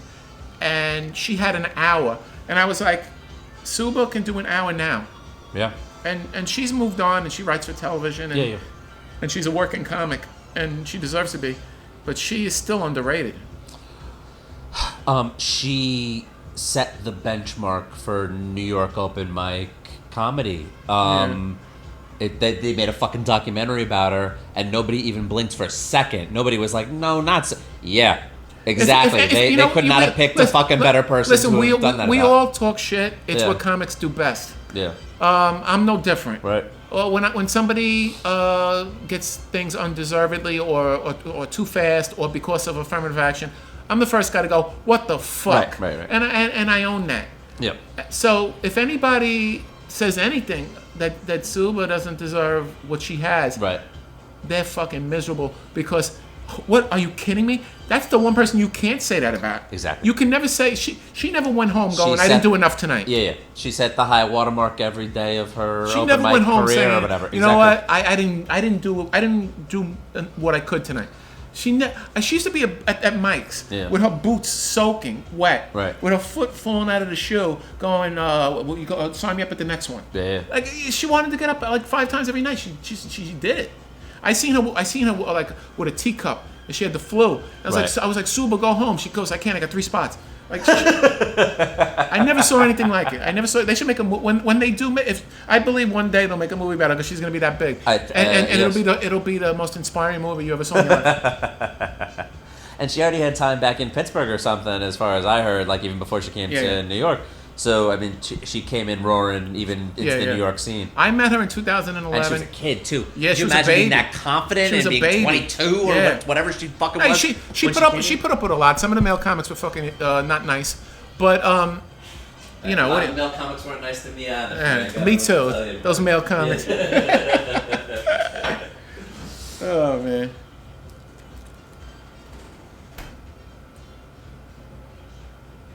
You know, sometimes I miss booking a show. Yeah, man. You want to be able to... I like picking people. Yeah, exactly. And just putting together a plate of the most delicious flavors here, man. Like, you just want to make people... You know what it is? I think I have great taste. Yeah. Like, You do? In my opinion... Yeah. I think I have amazing taste in stand-up comedy. Yeah. I like a lot of the people I like are no-brainers. Like I love Mark Norman and Joe List. I mean, who's gonna fucking say anything? Right. But then there's guys that haven't broken out yet, like Brad Howe. You know him? Yes, very funny. Yeah. He's a fucking genius. Yeah. Andrew Casatano. Yes, I know him too. Yeah. Do you know? I guess it'd be disingenuous. I'm not as huge a fan of him as I. Oh, really? Brad Pitt. Yeah. He's an No acquired taste. disrespect or anything Yeah, like no, that. I think he's Yeah. great. You know Petey? He seems like a nice guy. You know Petey, right? Petey who? Diablo? Yeah, for sure. These are the guys Yeah. that I love. You know Yeah. what I mean? Sarah Talamash, Her, I don't know as well. I don't know anything. Adrian Appalucci. Yeah, by reputation. I haven't seen her act very much. There's this new kid. He came from Austin. He's a Hispanic dude, Martin Urbano. He's a one-liner guy. Oh yeah, good. He's fucking great. All right, cool. I love Steve Whalen. You know, Okay. Mr. Jokes. Of course. Yeah, I love him. You're Cyrus. looking off your phone. I'm looking off my phone. I know. I got. podcast. Who gives a shit I come about prepared. this? I came prepared. You want these Well, people memorized for posterity? No, these I are don't people give a I- shit. Give me email me the list and I'll put No, it on no, the I goddamn just wanted to YouTube tell you who video, I like. All right. All right. Jesus Christ. All Keep right. going. Keep going. Amber Nelson and Cyrus McQueen. Keep- No, that's who all. else? Who were the last two? Cyrus McQueen. You know Cyrus. So I know Cyrus and who was the Yeah. other one? Amber Nelson. Amber Nelson also. No, I like certain people. No, man. Unimpeachable. No, good taste, of course, Yeah, man. yeah. It's and I'm sure you'd be on all those people's lists also. You know, people always tell me that New York City has the best comics. So I'm wondering what it's like in other scenes. I'm wondering if I went to another scene. Have you ever traveled to another city and done an open mic there? No, and I won't. Oh yeah. I won't travel until I'm, at least featuring. I went to Vegas once with my dad, Yeah, man, yeah. and we Have you walked into a mic? walked into a mic there, Yeah. man, and then I was in LA for 5 days with my ex-girlfriend, and I just checked out a mic or two there because I was there. I mean, you happen to be there. Exactly. I don't And travel. I wasn't just gonna travel just to do a Yeah, mic yeah, for yeah. fuck's sake. But I thought the LA scene was maybe like 5 or 10% weaker than we are here. Okay. And then I'd say the Las Vegas scene No, is, you know maybe something? 10% below There's that. a lot of, I mean, it's been going on for about a year and a half now, but Yeah. there's a lot of LA comics who have moved here, and they're all good. Yeah. Now, I don't know if the good ones move here. I think it's more like that. It's self-selecting. It's probably the ones who are more serious about comedy, less serious about acting. Because and I talk to people who have been to LA, and they say the comedy's fucking atrocious. But I'm like, but every comic that's moved from LA is pretty good. So Doesn't add up. Yeah, what the hell's going on? I'm gonna use the bathroom. Please, yeah.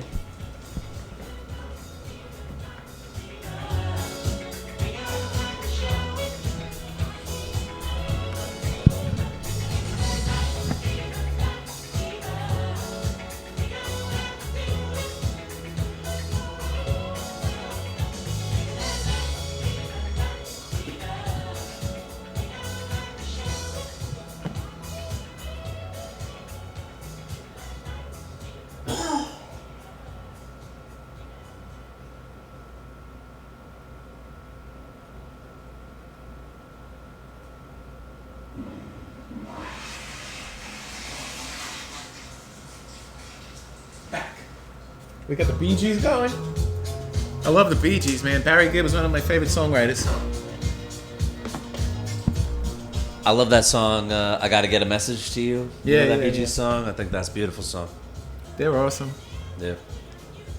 You know, like when I was growing up, my mother was a teenager in the 1950s, so she had a big record collection with like Elvis and doo-wop and Chubby Checker, Right. Dion, and I grew up on that. And then when the Ramones came out, that was my favorite band because they sounded a little bit like the 50s. Yeah, they had the same sort of structure to the songs or Yeah, whatever, yeah, yeah. even though it was obviously And the melodies. Yeah, exactly harmony things in the choruses and stuff. I mean, they were obviously playing off of that idea of the 50s New York groups. Yeah, and then I bought that album. My father was a divorced dad, and he was hanging out at CBGB, and he bought me the album at a Corvettes, which is an old department store that doesn't exist anymore. Yeah. And CBGB right across the street from actually where we are now. yeah, It's crazy. it's a shame they didn't save that. Yeah, now place. it's like a clothing store or some bullshit. It's fucking miserable. That was really that was bad. Yeah. I think that place could, if it was still here, would probably be packed with tourists.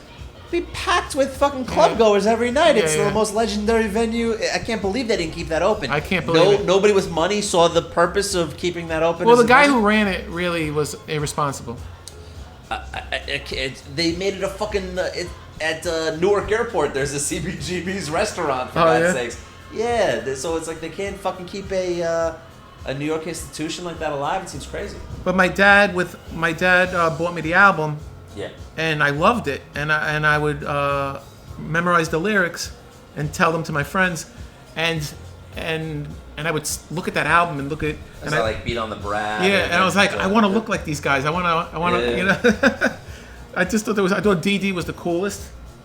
In fact, I studied the bass for. Were they like half Jews and half Italians or something? No, they were all Jewish. Were they all Jewish? I think so. Yeah. But I studied. No, actually, DD was German. I think Joey was Jewish. Yeah, Joey was Jewish. But they were from Forest Hills, and so was Kiss. And it's interesting because that was my favorite band before the Ramones. Then I outgrew Kiss. Now I listen to Kiss for like nostalgia. Yeah. You know, those are good. Kiss is like not considered a serious rock group, and I understand why. But they sort of did it to themselves. yeah, but I really like those songs. They had a ton of great songs. Yeah. Sure. And I bet a Kiss concert would blow your fucking mind to this day, man. Yeah, I bet so. I've never been to you'd one. have a great time. Yeah, exactly. So, and I'm sure they play all the hits and all Yeah. that shit. They'd have all the great pyrotechnics. I'll tell you. You know what I said? I'll go back if Ace Frehley and Peter Criss are in the lineup. Oh yeah, you don't want to see a half. Yeah. I don't want to see a half. Like I never went to see the Monkees because they were half When did the Monkees break up? in the 70s. Oh, I was into them. Oh, Monkees had good songs. Yeah. I know they're supposed to be like the goofball Beatles or something, but they and they sort of were, but I think they had fun songs. They used to when they would make a TV show about a band, they would get serious about the production. Right. And the Partridge Family has so many good albums. And David Cassidy and Shirley Jones are the only ones actually singing. Yeah. And David Cassidy is playing guitar. But other than that, it's studio musicians. And they were written by people from the Brill Building. I don't know if you know about the Brill Building. No, what's the story there? It's a building in Midtown where like all the legendary songs were written, like Be My Baby and all that stuff. It's like a modern Tin Pan Alley or something like that. I got you. And Phil Spector had an office there, and Neil Diamond and Bobby Darin and Tony Orlando and Carole King. Jesus Christ. Yeah, like the Do Run Run was written there. Yeah. All songs like that. It's Will You just Still like Love Me Tomorrow? this think tank of fucking musicians trying to create hits. I remember one time, this is when I first got my first computer. It was like 2007. I just got my first computer. And what I found You were a little late to the game there. I was. Yeah. And I was excited about downloading music. And Right. I just like really downloaded every song I could remember that was written at the Brill Building. Right. So I just started Googling the names of the songwriters, printing out the list, and I made like a collection of CDs of just the Brill Building, and I had the Brill Building volume 1, 2, 3, 4, 5. I had like every song ever written in the Brill Building. Jeez. And then when I moved, I tossed all the CDs. Oh, that's too bad, Yeah. man. But at least nice to see the set lists and like. I bet we could re-get them. You know, we could get all. Oh songs yeah, again, I love those songs. All those girl groups, because those songs were written by Jewish people, but all the groups were 3 black girls. Exactly. Yeah. Isn't that like the I don't know, the Chantels or what were the names of some of The those? Shirelles? The Shirelles. There's like the Be My Baby and the Chiffons. The Chiffons. The Ronettes. The Ronettes. Saturday Night Fever Yeah. is going to play at the Film Forum on July 8th because they're having New York in the 70s, like a series. Oh, that's great. So they're going to show like Manhattan. And Is anybody going to talk at it, or is it just they're just going to play it? They're just going to play it. Yeah. And I'm going to go I check like it out. Manhattan a lot, also. I love Saturday Night Fever. I could watch that movie over and over and over. It's like, I'm like that with a lot of my old movies. You know what I like about getting a girlfriend? What's that? Like the initial. Educating them on your No, like, I on like- your like the things you love. Is that what you I like showing them the things I like. Yeah. Yeah. But my ex really wasn't that into cinema. She wasn't that into it. It's too bad. I think she was young. I think kids who grew up on the internet have attention span issues. Not that it's an issue, but we would watch a movie and she'd be like, "All right, stop it here. We'll start it from here." Like she would watch a movie in chunks. Yeah.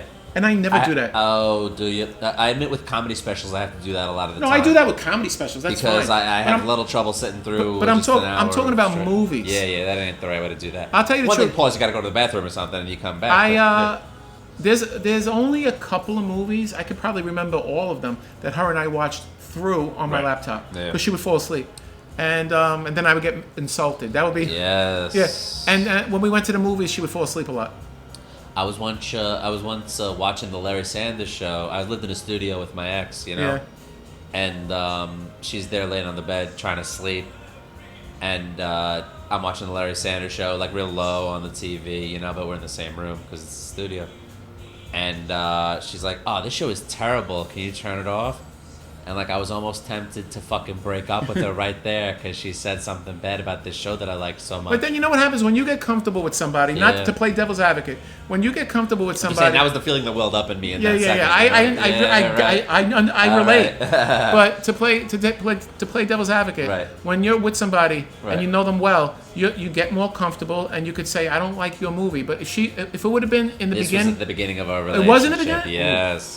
Because like, my ex we were less than 6 months in. Yeah, she didn't like swingers because it was all dudes. Right. And she didn't like Fast Times at Ridgemont High. Oh, that's pretty easy to please movie, man. Yeah, and she said nothing happens. Yeah. I go, yeah, it's not like it's not formulaic. It's just like a year in the life of high school students. She goes, why do you like watching movies about people in high school so much? Because I got to be honest, my favorite movies about either high school or young people hanging out. It's my favorite movie because I guess that was a happy time for me. Yeah. What do you think makes you so nostalgic for that time? Because it was, I don't know, like when I was late teens, early 20s, and I was adrift. Right. That was just a carefree time. Right. And I had a lot of fun. And it was the idea your whole life was ahead of you. There was nothing to worry about. But I like movies like Dazed and Confused. Right. I like movies where they're just hanging out. I love that. Right. I love hanging out. That's just the style of movie, man. Where that's a certain it's more kind the of style of podcast. So I'm not really interviewing you. We're just kind of like fucking hanging out while you do something. Like American Graffiti. Right. I could watch that movie so over and over and over. Yeah, I love hangout movies. They're the best. Who was it was Star Wars guy did American Graffiti, right? Yeah. It's so interesting. Isn't it? I like so that. I like that he had that in him also. It's interesting that he did that movie because he never did anything like that ever again. Exactly. What the fuck not, man? It's like that American Graffiti was good. Why couldn't he do more shit like that? Like sometimes I say, why didn't Scorsese make more movies like Mean Streets? But I guess he made that one and then he didn't want to go back and do that. Yeah, he never really got back. Well, I guess you could say Goodfellas. No, I was gonna say the boxing one. It's slipping my mind right now. He made a boxing movie? Oh, Raging Bull. Raging Bull. Of course. He made a boxing movie. He made the best. What am I fucking crazy? He made the best boxing movie. I set you up. I'm sorry. It's my own stupidness. I couldn't remember the name. Boxing one. The boxing one. My favorite movie of all time. Exactly. So the point was, I think Raging Bull and Mean Streets kind of came from a more similar cinematic place. And then later he got into that kind of Casino era. And listen, I love Casino. I don't want to even talk shit for a second. But I'm not a Casino guy. Oh, I am. I really am, man. But I imagine people could just be into his earlier shit and just not even think about that. But my point was that was you could see that Casino and fucking the Leo DiCaprio Wall Street one that he made and shit like that are more of the same type. They're more like they're a different style of filmmaking. Yeah, it's just like a lot of camera work, a lot of over the top, slow motion photography. And more set pieces of shit going on than it is about people talking and people doing gritty shit with each other, having big emotional conversations with each other, where that's what's carrying the film. Right. As opposed to, more cinematic looking and more, fucking voiceover led, where they kind of explain the movie along to you. I'm over that. I'm so over that. Oh, yeah.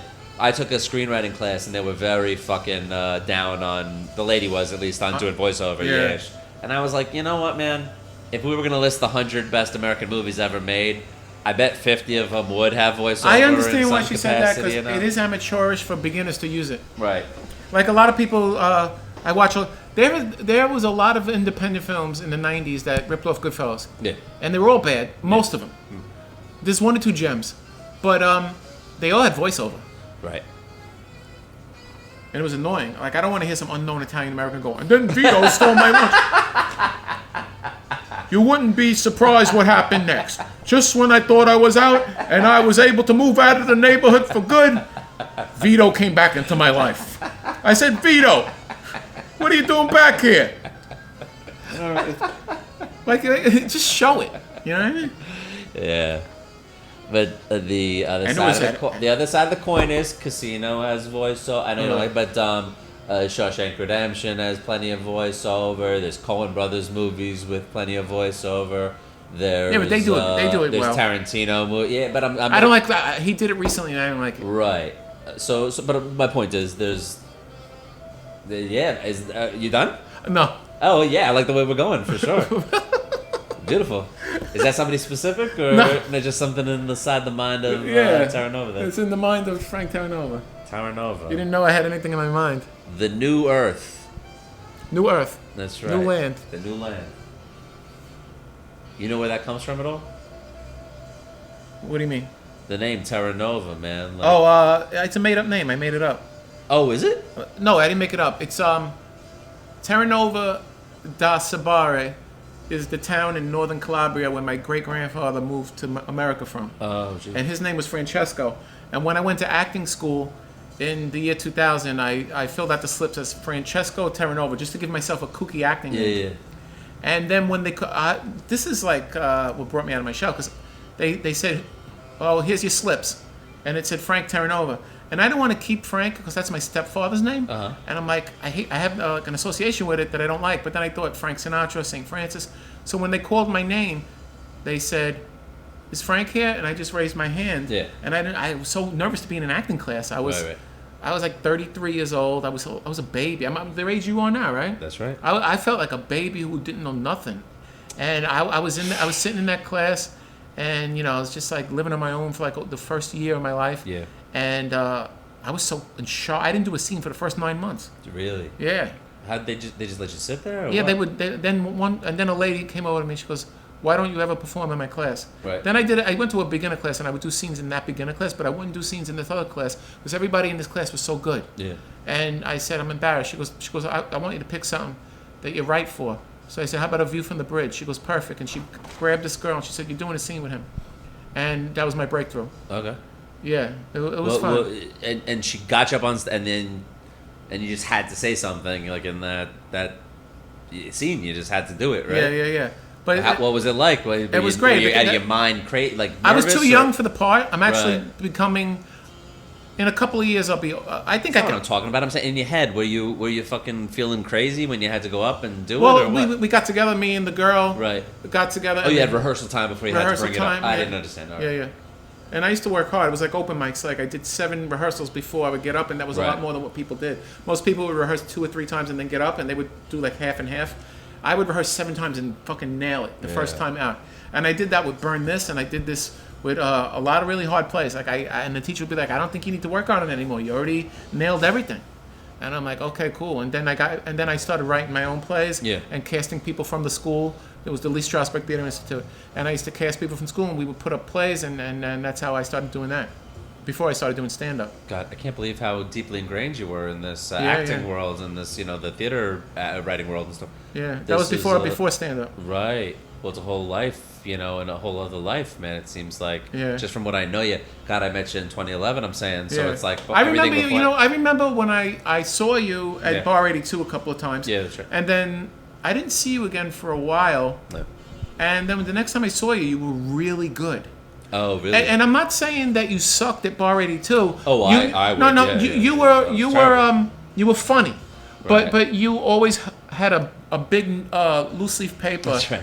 And you would say one thing, and you had your same like style. You know how you have this thing that you do, like you say the joke, and then you bob your head like you're chilling.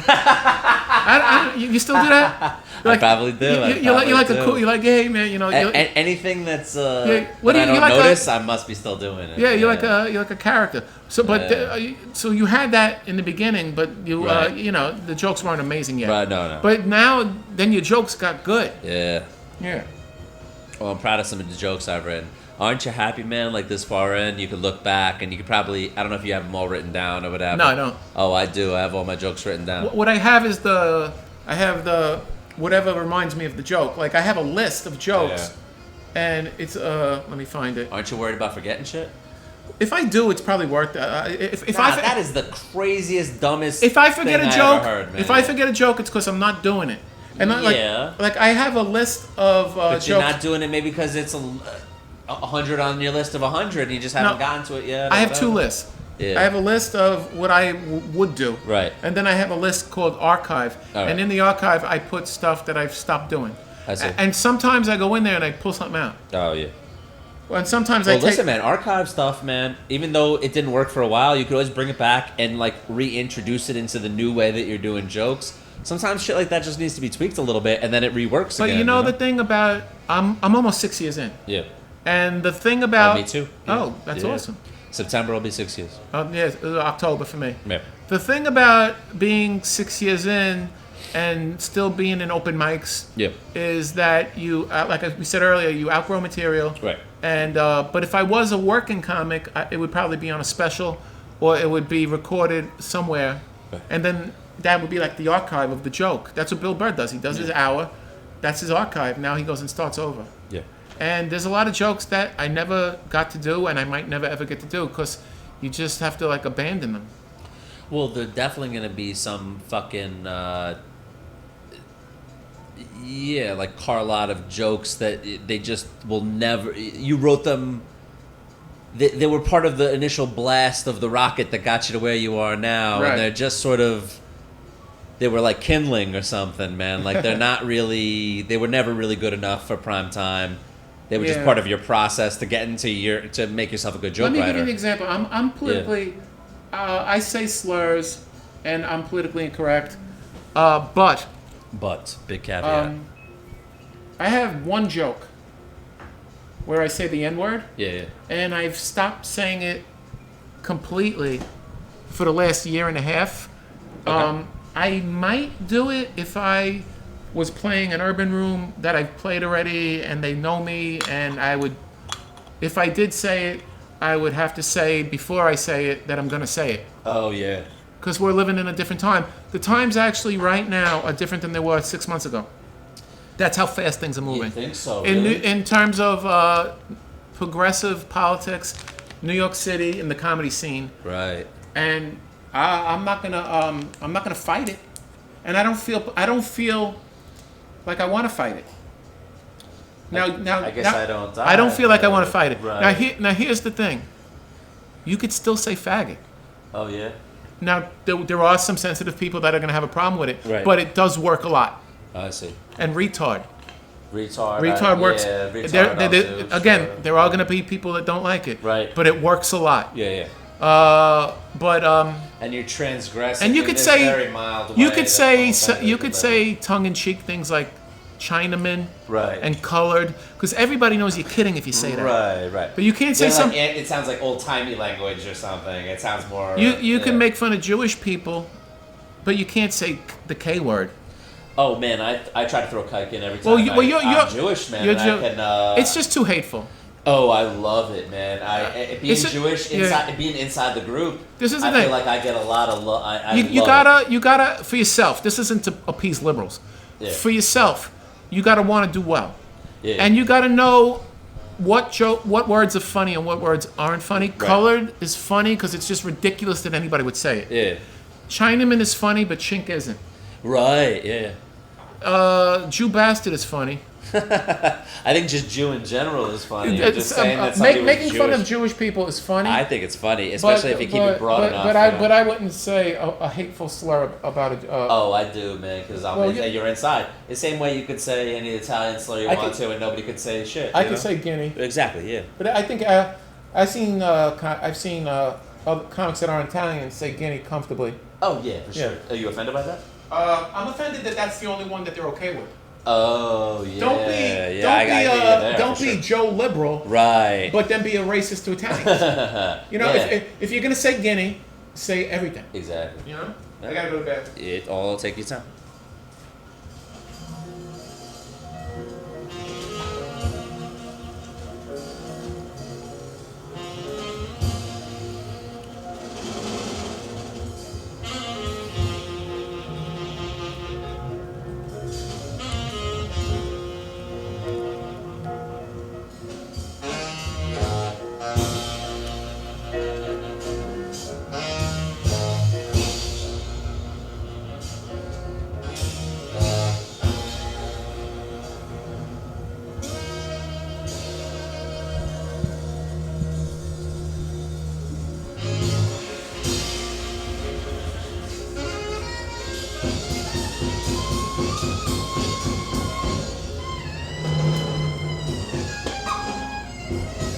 I'm starting to dig this. Yeah. Yeah, man. I gotta warn you, I'm going to meet my dad for dinner at fucking 5:30. So you got like an hour. Yeah. I'm gonna go to a 6 o'clock mic. All right, cool.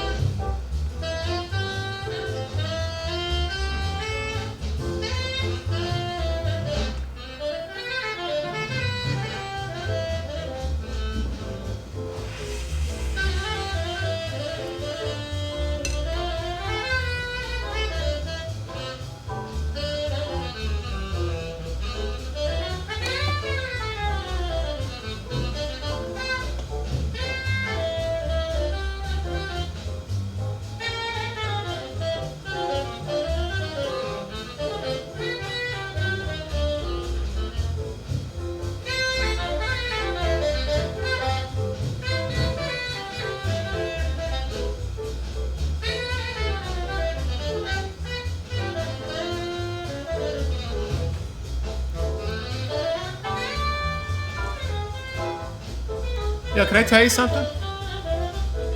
I'm having the best time on this podcast. Oh, yeah, you having fun? This is a very unique podcast. Yeah. I feel like we talked about a lot of like deep and interesting topics. We got music, bathroom breaks. It's got like its own style. Yeah, I don't. I work hard on my jokes, man, and I take it very seriously. Yeah. And there's other projects I do, things I write and stuff that's similar to what you're saying about scripts and shit. Yeah. And I take those things seriously. I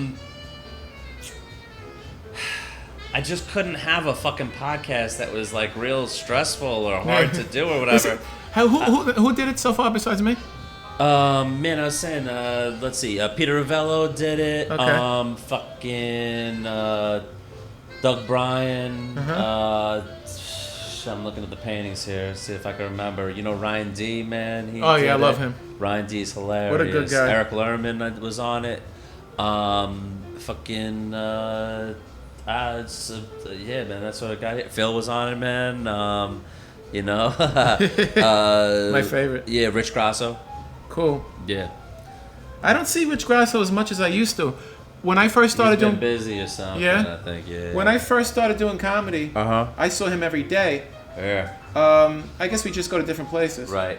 I'm a big Rich Grasso fan, man. I've just always been a lover of his. Yeah, he's been killing it for a long time. Yeah.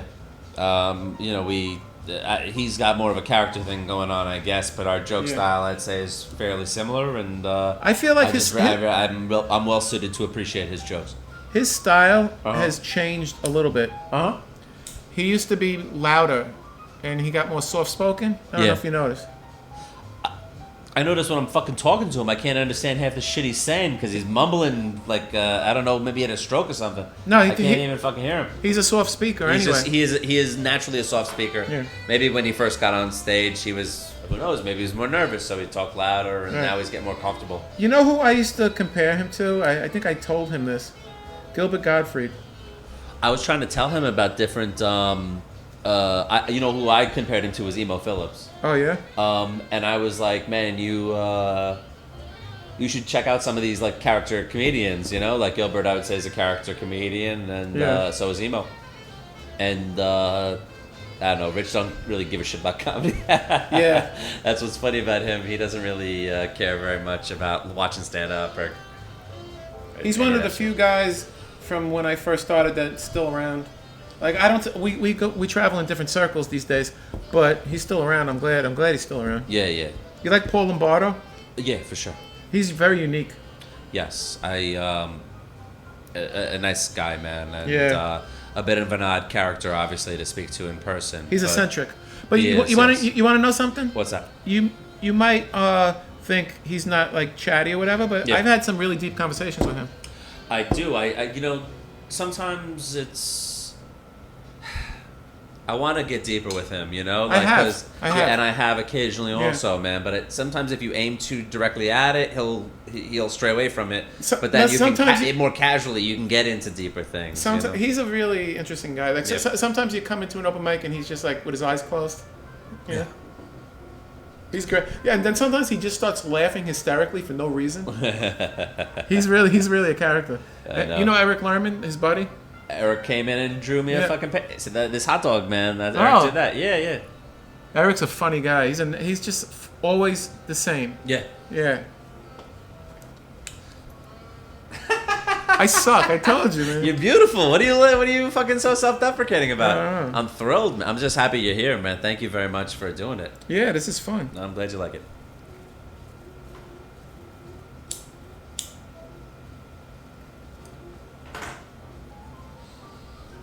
I am the worst at this. Like, I'm good at certain things, Yeah. but this is not one of them.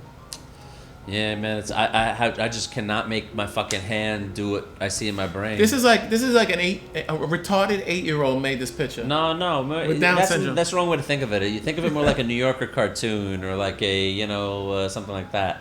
It's more of an abstract. Can I put it thing. on Instagram? Yeah, you can put it on Instagram. Oh shit, it's gonna get a lot It's of your likes. fucking painting, baby. Do whatever you want. I don't want to brag, but it's my first work of art ever. Jesus Christ. You ever go to Nick's Pizza in Forest Hills? No, it was good. Yeah, aren't you from there? From Forest Hills, no. Where are you from? I'm from Stamford, Connecticut. Originally. Why do I think you're from Forest Hills? Nah, man. My dad's from Canarsie. My mom's from Bensonhurst. Your dad's from Canarsie? Yeah. Oh shit, how old is he? He's 68. Oh, so he's got 18 years on me. Yeah. Now I'm from Canarsie. Yeah. Well, my dad was a teacher at Midwood High School. I mean, Okay. Yeah, man. My mom went to Midwood High School. They're around, So did Woody Allen. Yeah. Why do I know that? I have so much knowledge. Not worth anything. There was a documentary. I think maybe you just picked it up there. Well, I know a lot about Woody. He's one of my idols. Love Woody Allen, man. Yeah. They're gonna show Manhattan at the Film Forum. You were saying, yeah. Yeah, that's a great movie. They're gonna show Death Wish with Charles Bronson, which I love. Oh, really? The first one? Yeah, Escape from New York. Cool. Yeah, it looks like it's gonna be good. I'm gonna go see Fever with this girl, and I just love watching that movie. Just a friend, or is there romance in the air, Frank? Just a friend. I see. However, Yeah. she's very attractive, Handsome woman? handsome woman. All right. She's a little old for me, 30. Well, I should date older. you can make an exception just this once, can't you? I should date older. I should, for my own good. Yeah, listen, God, I'm 33, so man, if I fucked a 30-year-old, I'd be happy about that. I got no compunction about dating a woman more my age. This is the only problem. I can't say that when I'm 50, I'll feel the same way, though. Obviously, with my Yeah. breakup, which was an ugly breakup, there Yeah. was very specific things to me and Right. her that made the breakup the ugly breakup it was. However, if a middle-aged guy dates a 20-year-old girl, she's gonna go through changes from like 20 to 25 that are astronomical, and You're there's still no developing so much as a human being, for God's sake. like we talked about getting married, blah blah blah, but Right. she couldn't make those promises. She did make those promises, but No. I can't hold her to that. You can't anything she said at the age of 22, 23, throw out. in this day and age, unfortunately, I mean, back in the day, you'd make those sort of promises at 16, 17. Yeah, yeah. And when you hit 18, you'd start having kids, for God's sake. My mother had me at 23. There you go. Yeah. But you know what it is? I empathize with female entertainers because they get a jump start in the beginning, and a lot of male comics get a little pissy about it. Yeah. Myself included sometimes, but they have. I'm trying to put this the right way. They get almost like put out to pasture, and it's fucking blatant. Yeah. And it's disgusting. That was the most sensitive way you could think to put it. I'm not saying I'm not agreeing with it. I always use the famous example of Sally Field. Yeah. In 1988, Yeah. she played Tom Hanks's love interest in Punchline. Right. In 1990, she played his mother in Forrest Gump. In 2 years, she played his mother. He went from fucking her to asking if Forrest Gump was 1990? Yeah. No. Yeah. Something like that. Shit. No, it was some. I don't know about that. Maybe it wasn't 1990, but it was very close. It's like 94 or something, maybe. Yeah, something. Yeah, all right. So, but I get your point. I definitely get your point. Yeah, Yes, like yes. 93. Like Right. 93. Let's see. But yes, I get your point, man. That's crazy. And male actors can Yeah. have a young girlfriend in a movie till they're 60. So there's a lot of unfairness. And what happens is, on the lower level, Right. you need women. You can't have a lineup all men. So Well, I don't think there's two reasons for that, right? Younger men aren't really that attracted to older women, and older women aren't really that attracted to younger men. Isn't that the deal? well, in terms of comedy, I want to just talk about it from a comedic. Okay, from the comedic What the comedians go through is they get taken for a ride very quickly, Right. and we get pissed off about it. But later on, unless they're established, unless they're famous, Right. nobody's booking 30-year-old women unless they're fucking geniuses. 30-year-olds women. People are prejudiced.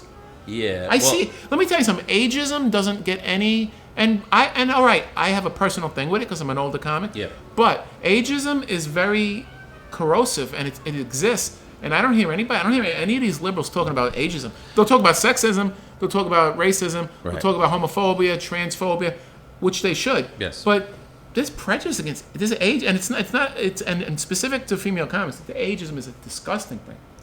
Well, there's a lot of talk about both Hillary and Trump being too old to be president because they were both, around 70. Right.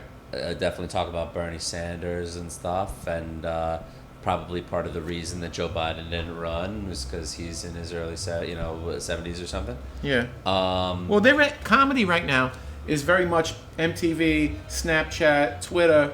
So if you're a kid, Yeah. you don't have to be a genius at comedy, but if you got a popular Twitter, they'll check you out. Right, but you don't have to play that game. I mean, we're talking about these different levels of comedy: the 30,000 level, the 100,000 Yeah, level, the multi-100,000 level, and then the $1 million level. We'll call those like the 4 or 5, whatever, basic stages. I mean, there's plenty of people around the $100,000 level who you probably don't. Well, you and I probably know most of these people, but Some of them. No, You got guys doing cruise ships. There's so many different places where people do That's comedy. my point is, man, there's so many fucking angles. You know Joe DeVito? What we're talking about? Yeah, I do. He's great, right? Yeah, it's fine. He does a lot of like corporate gigs or whatever. He says he does old age homes. He says it's amazing. He said the audiences are great. They want to see comedy. Right. He said it's fucking great. What the fuck's wrong with that? Yeah, it's Yeah. amazing. Yeah. And that's ageism in the other direction. It's like, well, you wouldn't play an old age home? I mean, who the fuck are you? Old people don't need to laugh? I mean, They what the they fuck? definitely do. They're lonely. Exactly, yeah, exactly. Could you be doing anything better in the world than going to... I mean, I guess besides putting a malaria net over a baby or something, I mean, you go to an old age home and entertain some poor sap. That sounds pretty good to me. No, you're totally right about that, man. And people who say a ton of shit about the other things never give a shit about... I have big dreams. Yeah. And, whatever. I'm not going to... I don't want to hear anybody saying that's never going to happen. Right. Who knows? Yeah. But I dream about being as big as Dice Yeah. and Kevin Hart. Yeah. And when I look at Kevin Hart and I look at Amy Schumer, Yeah. I see them as, I don't really know their material, but Yeah. I see them as heroes. I see them as, I wish I could be as big as that. And if a comic sat here and said, I wouldn't want to be that big, I think they're fucking being pretentious fucking bullshit artists. Oh, yeah. What about the idea, like, you could live such a nice life, with, like, say, make $1 million a year, like a Bill Burr level, for instance. Bill Burr is like this. I get it, man. He's very wealthy. Exactly. So he's a multimillionaire, I'm sure. Yeah. But you could be about his level, and like still you could walk down the street and people aren't gonna be mobbing you and shit like that. You go to a restaurant, nobody's gonna bother you that much. That sounds all right to me, man. I want to be making max money and just be able to walk around and be like a normal person. Like one of my favorite comics, and every once in a while, once a day, somebody comes up to me, hey, I like you. That'd be the best life I could ever imagine. Louis walks around with nobody bothering him. I imagine so, but even that would probably be too much, man. Like even that could be a little too hot. When he's with his kids, he probably doesn't want nobody talking. Exactly, to him. yeah. No, but one of my favorite comics working today is Corey Holcomb. He's been in the business 25 years. I don't know him. What's that? I don't know. He's a black. People consider him urban, but whatever. He's a black comic. Consider him. His crowd is predominantly black. I see. But he does. I think you would like him because he does kind of jokes like you do. There's like a shock value to them. Yeah, look at it. And he makes six figures. He does Caroline's. He comes in on Thursday. He'll do Caroline's Thursday. 2 shows on Friday. 2 shows on Saturday. He'll do a weekend there, really? Yeah, and I'm sure that's like, what is that? Like 40 grand? It's got to be something like that. And he does many dates per year. So I'm guessing he must make like $200,000 a year doing stand-up comedy. He must have a few $1 million. He must have like $3 million in the bank. I just learned his name today, buddy. He's popular. Yeah. If you go on YouTube, he's fucking funny, man. He does act-outs of abortions.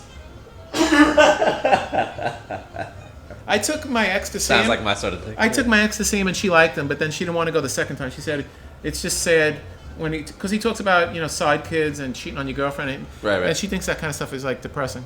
Oh yeah. But he does it in a funny way. Yeah. I feel like I'm not done yet. This looks like you're like middle school history teacher or something like that. Who is that? I don't know who it is. I'm not done yet. I'm still creating. Keep working. You need anything? Anything to drink or? I'm good. I'm good. You're a good host, man. I don't want to keep you well fed or whatever. I'll probably go get Mexican food after this. Oh yeah. Yeah, I got dinner with my parents. That's gonna be fun, right? We're getting along all right. That's good. Hey, he throws you 2 balloons for this. I'd say. Yeah, what's the complaint? He sounds like the greatest dad in history. Better than what I got. Did you see my? You're not on Instagram. No. I got a post. Everybody was posting pictures of their father. Yeah. Saying Happy Father's Day. Right. So I posted a picture of Eddie Murphy and Andrew Dice Clay and I wrote Happy Father's Day. And my father's not a bad guy. I just don't. I don't know.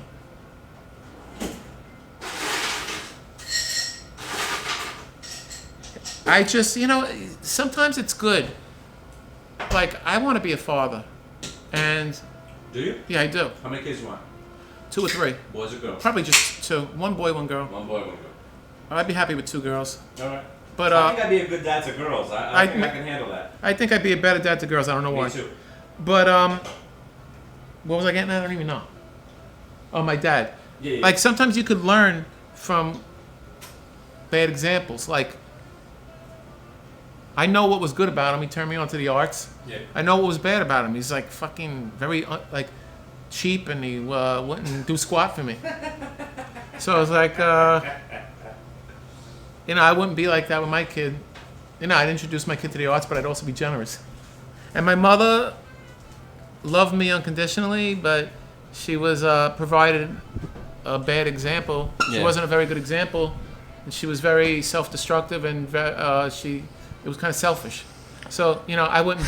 you learn from the good and the bad. Oh, for sure. That's what I'm able to do, I think. And I think when I have... of course I'm going to make mistakes. Of course my kid's going to hate me for certain things. But whatever. I'm not going to make the same mistakes that my parents made. My grandparents also took over. Oh, really? Yeah, my mother left... I was 20, but I still wasn't grown yet. Right. So my grandmother took over. Yeah. Yeah. My mother left town. How was your relationship with your grandmother? Great. Really? The best. Yeah, that's cool. She's my best friend. That's wonderful to hear. And did you all know each other all the way through growing up and stuff? I lived in the same house my whole life. And I lived with her till the day she died. You guys have a duplex thing where she was downstairs or Yeah, something? yeah. I know this fucking Italian shit, yeah. She was the best cook. It's not even Italian shit, it's Jewish shit too, man. Yeah. It's Brooklyn shit, yeah. It's just family. Yeah. She was the best cook. She was the best parent. She was so attentive and I was, and I really think she lived to be 96, and I think the reason she lived to be 96 was because she had a purpose, and the purpose was me. That's an interesting way to think about it. Yeah. I kept her alive. Yeah. No, I think that really does have a strong impact on that sort of shit. Yeah. She used to, towards the end, she was getting senile, and she would make the same food every night. And oh yeah. she would make pasta fazool every night, which is beans and macaroni. Yeah. And my aunt used It's to like a go. white bean in there. Yeah, I love it. I make it now myself. My aunt used to say, Rose, you made that for him every day. So when I would come home, she would be like, Aunt Joni just told me that I make you pasta fazool every day. I don't make you pasta fazool every day, do I? And I said, no, Grandma, you don't make it every day. I don't care. I would just eat it. It was good. You were happy to have a meal, for God's sakes. What do you care? Pasta fazool every night.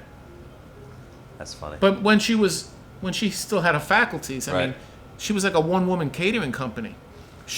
Everybody had Christmas. She'd cook her ass off. Yeah. I mean, yeah, we had all the holidays at my house. Right. And nobody helped. Yeah.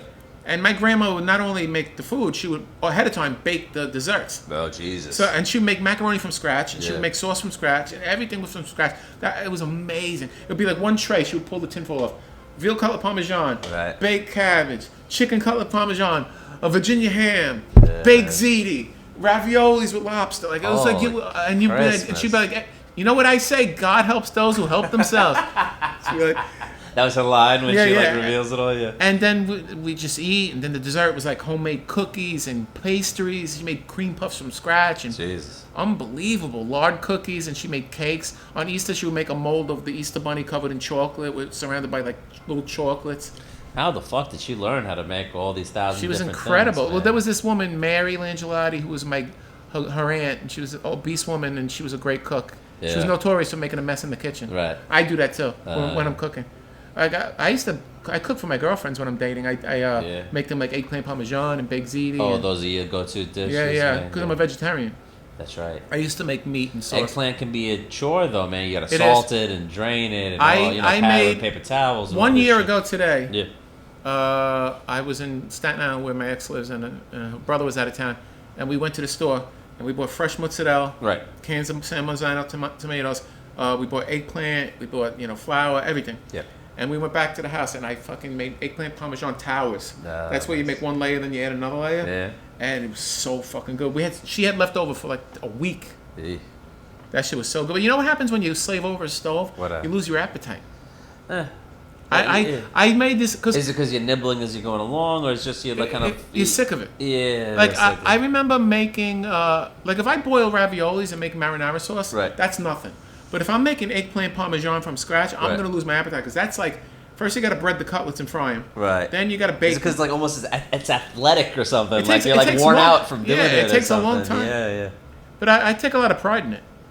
I consider cooking. I'm a decent photographer. Like there's certain things I'm good at. What kind of breadcrumbs are you using on the parmesan? First I use flour. Yeah. And then just breadcrumbs in the jar. Doesn't matter. Yeah, from whatever.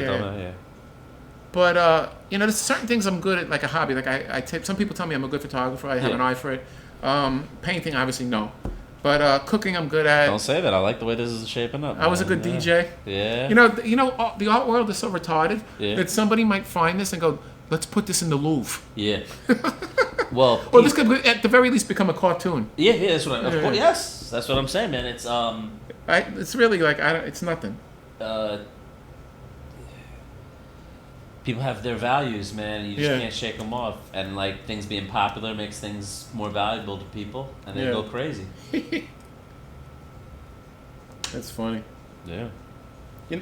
A lot of the marketplace is con artistry. Yeah.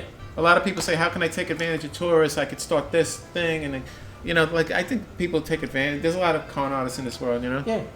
And there's a lot of people who are craftsmen, but they're not artists. Yeah. And then there are a lot of people who are artists, but they're lazy. Yeah. And then there's a lot of people. There's a very select few people who are artists, but they're prolific and they're banging it out. And I guess that's who I got the most respect for. Yeah, I hear you. Sometimes we tend to focus on the people that are around comedy that aren't very good. Like we say, open mics are tedious. These fucking people suck. Or you see some people who've been at it, but they never figured it out. Right. That's even worse. Oh, it's because it's so pathetic. It's not. No, I just feel bad. Of course. Like there's a lot of. I mean, yeah. There's a lot of guys that are doing it for 8 years, and they clearly don't have it, and they're nice. It's just like, and if they want to keep doing open mics, there's nothing wrong with that. But oh no, not at all, man. It could be just but, like going to the gym for them or something. It's just a fun way to exercise their mind. But then there's people that you see and you're like, Jesus Christ, this is a fucking star. You know, there's a lot of people. In New York City, I mean, yeah, I mentioned that girl Sally. There's a couple of people that you look at them and like, I knew Suva was going places. I knew Emma Willman was going places. I knew, you could just see the fucking people and say, I mean, I was in open mics with, I started out, I was in open mics with Chris DeStefano. Yeah. Mike Lawrence, Mark Norman, all those guys were still I mean, they were just taking off. And they were also still doing mics. And I was like, wow, everybody's so fucking good. Yeah. You know, there wasn't that. And then there was like one or two people that I started out the first week. One of my first buddies was Kevin Bays. You know Kevin Bays. Kevin Bays, right here, that fucking multi. The Eastville connection. Yeah. He's a really unique comic. Kevin it's frustrating to me because I don't know what. I feel like I have to help him in some way. Like, there's some slot I got to put him in to make the world understand how great he is. He is great. Right, man, but I don't know how to introduce him to the world so people the can first thing he's got to do is go to places besides Eastville. Well, you can say that about a lot of people, man. Why is Eastville... Like, Eastville has a clique, right? Not a clique, but there's people that only go to Eastville. Well, less so now because Laughing Buddha took over. So what is... The benefit was that I lived in Chelsea, right by the F stop, so I was looking for mics to go to, and it was right on my subway line. Right. And so that it had that going for it. It was real close by to where I used to live. And that's what got me going there. And then, secondly, it was like $5, no questions asked for a long time. And there were just a bunch of different financial things with different mics, and it was easy to go to like that. Thirdly, now you got 5 minutes for your $5. So it was a full 5 minutes for $5, which seemed reasonable. And then I thought a lot of the bartenders there were really nice. I really got to be good buddies with a bunch of the ladies who worked there. That was a huge deal for me because you'd be at these mics and it would just be guys and guys and guys and guys. And it was like to have some kind of lady to talk to was a nice fucking break from having to talk to jerk off. And frankly, the first couple years that I did open mics, people weren't that nice to me. My jokes weren't that good. Right. And people really didn't talk to me that much. And I spent a lot of time talking to the bartenders. Well, you want to know something that's consistent with the people? I mean, being a bartender at an open mic is the worst job in the world because comics don't spend any money. No kidding, of course. But I think the guys that are bartenders at open mics, like at the Grizzly Pear, have always been consistently nasty fucks. Yeah, there's one guy, Sean, who's a nice guy. But yes, the rest of the guys who work there are pretty fucking big pricks. Can I tell you something? Yep. Like all these spots, like I do Karma on Sunday because I like Jay Welch, but in general, like Otto's, the Lantern, the Grizzly Pear, you should fucking 86 them from your fucking repertoire. Yeah. Well, you're gonna help me out, buddy. You're gonna give me a list of the hot mics to do. You know what's interesting? Yeah. 4 years ago, the Creek was the PC spot. It was the alternative spot. It was the spot where I didn't want to go, and a lot of guys didn't want to go. Yeah. And my roots are in Manhattan, and I would go to No Fun Bar, and I would go to McDougal Street, and I would go to Otto's, and I would go to McSwiggin's. And I did that for the first 4.5 years I was doing comedy. Right. And then a year ago, I started hanging out at the Creek, and the Creek has become actually the place where the fellas go to do their fucking edgier material. It's a place where I can say anything and not be judged and do a joke from scratch, because when you're doing a joke from scratch, it's always worse, especially when it's a un-PC joke. It's hard to make... You sound like a really bad person when you're riffing. Like when I'm riffing about race or riffing about something, with relationships with men and women, or riffing something about a joke about gay people, before it's tight, it could sound like, whoa, where the fuck is this going? Of course, yeah. But once it's tight, then it's fine. And then if I have a tight 30-second joke where I say the F word, I could take it to a real place and they're going to know it's a joke and they're going to laugh accordingly. But when you're riffing, it's really... I don't blame people for getting uncomfortable because it's like, whoa, what the fuck is this? Exactly. But I got to listen to this shit just because I'm sitting here. I mean, it feels terrible when people are talking terrible shit. But when I'm at the Creek, I feel like comfortable doing that. Yeah. And there's a lot of cool open mics there. And there's my favorite is on Saturday night Well, actually, Saturday is my favorite day at the Creek because at 4 p.m. Adam Suzanne has a mic, Okay. and he's a great host. He brings the energy up at 4 o'clock in the afternoon. Oh yeah. And then he's into wrestling, so he's very flamboyant. And then at 7 o'clock, they have a mic called the Power Hour, where they have a drunk person on stage heckling you while you're trying to do your jokes. Oh, yeah. And I like that. Yeah. And then at 9 o'clock, this girl, Elise Edwards, the one I joke around with and hit on, Yep. she has a 9 o'clock mic which starts at 10, called the Discount Disco. So it's like a triple header. And they're all good. You don't get bored hanging around there for 6 hours or whatever. Not as much now that it's summer, because you can go outside. Yep. I don't, a lot of people ask me that, but I'm a stationary guy. Like, as much as I'm an extrovert and I'm very talkative. Yeah. I could sit still. Like, I could be in one place. Right. Yeah. And what are you doing? Just chilling on your phone? You got a book or something? No, What do I you- talk to the other comics. Just talking to comics the whole time? Yeah, they're talking comics the whole time. Damn, man, you got some line of rap on you. That's great. Well, it helps that it's cool people I want to talk to. Yeah, of course, Yeah. man. And listen, it's interesting people. Yeah, they're good. So it's half an honor to talk to them, for God's Yeah. sakes. And like I said, the people that work there are awesome. Yeah. I got Well, that's a lot of what has been going to Eastville. Like I was saying, is that the people who work there are great. There's this new. Well, she's not new to comedy, but she's new to being around, and she's really good. Ginny Hogan. You know her? She's blonde. Yeah, we were on a show together not too long ago. She's really good. Yes, she's very funny. I see her often, and she's making the scene, man. You can see she's like she's working putting in hard. her reps now. She's working hard. Right. I keep tweaking it. It's getting better and better, man. Yeah. You're doing a great job. I need to use the facilities. Hey, all you want.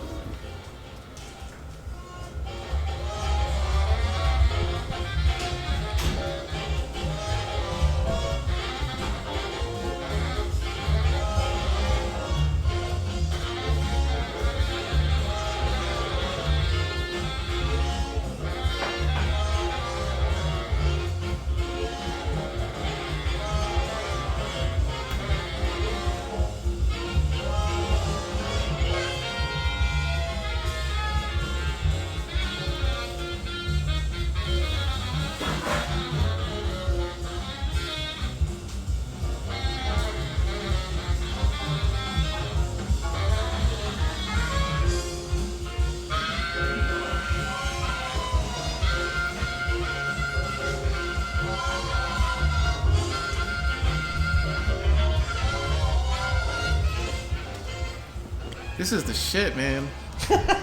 This is my favorite podcast. I like it better than mine. Oh yeah. Hey man, feel free to still do that deal. You just do this every week. I feel weird today. I woke up late. I only ate once, but I feel fine though. Yeah. I was gonna go to the gym, but I don't think I'm gonna have time. I'll go tomorrow. Sometimes. What do you do at the gym? Weights and cardio. I'm trying to. You do curls or what do you bench yeah, and stuff? What do you do? I'll go one day and I'll just do my back. Right. And then I'll go the next day and I'll You just do butterfly? What do you do? Like how back. are you do doing pull-ups. It? Oh yeah. And then I do the pull downs. And then I do the machine that you pull like this. Right. And then I'll do chest. I'll do the chest press, and then I'll do the flies, and then the dips. And then sometimes sounds like a lot of body weight stuff. Sometimes if I'm gonna go and I know I'm not gonna be able to go for a couple of days, right. I do back and chest, and I'll do, because everything gets done. Arms get done when you do back and chest, your triceps and your biceps. So I'll do a set of pull-ups, a set of dips, a set of pull-ups, a set of dips until I do 10. And then I'll do a half hour on the bike. That's if I know I'm gonna not take a couple of days off. But when I'm going every day, like I'll do just biceps, or I'll do just triceps. Jeez. But then I do a half hour of that, half hour on the bike. Yeah. And then sometimes I do calves every day. But I try to do abs every day if I can.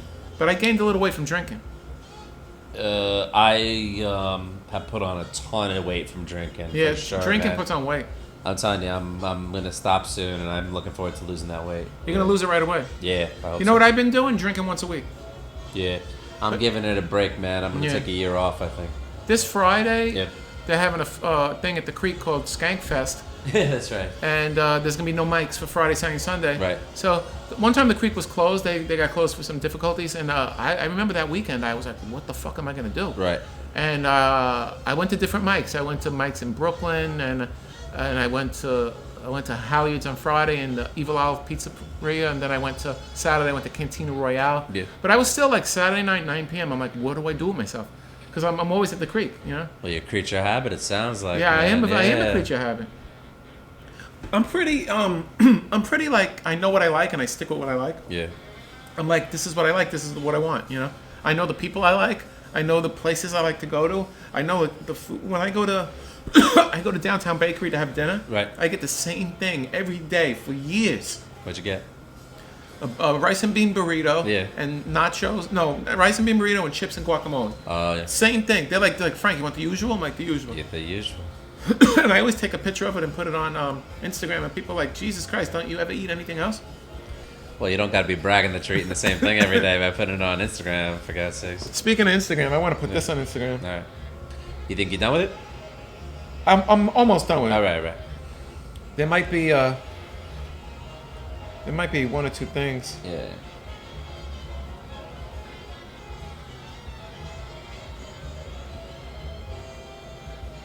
I'm gonna put it somewhere.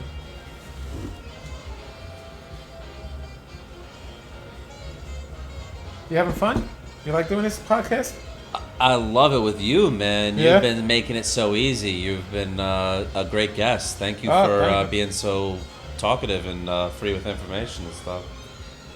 You're a lot of fun to talk to. Thank you, man. I don't think we ever talked this long in our life, obviously, because well, it's, it's like a contrived situation that we'd be sitting down like this, but it's great because when else would I get the chance to spend 2 hours with you or whatever? It's great. It's an honor. I'll put it on Instagram later. There you go. Think it's gonna get a lot of likes. Well, for your sake, I hope so. It seems like it means a lot to you. But... It takes a lot of balls for me to paint something because my ex-girlfriend is a brilliant artist, right? And this is nothing. This is like I'm embarrassing myself.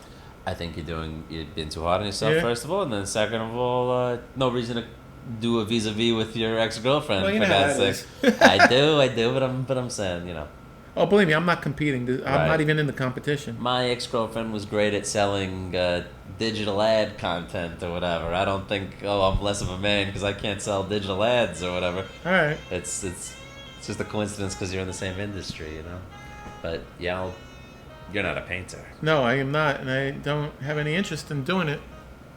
I'm forcing you here. That's the whole point.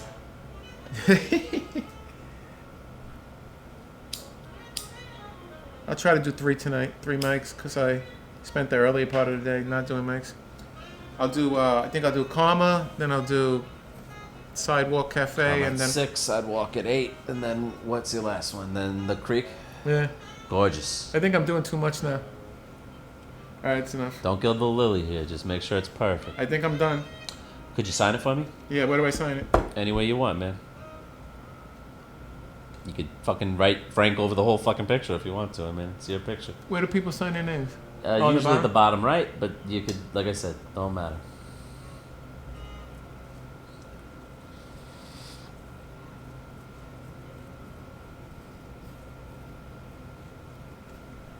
Kevin Bays, I thought, has a really interesting style. Like, he just gets up and starts like riffing, Yeah. and he's so interesting and weird. I don't know how he engenders that.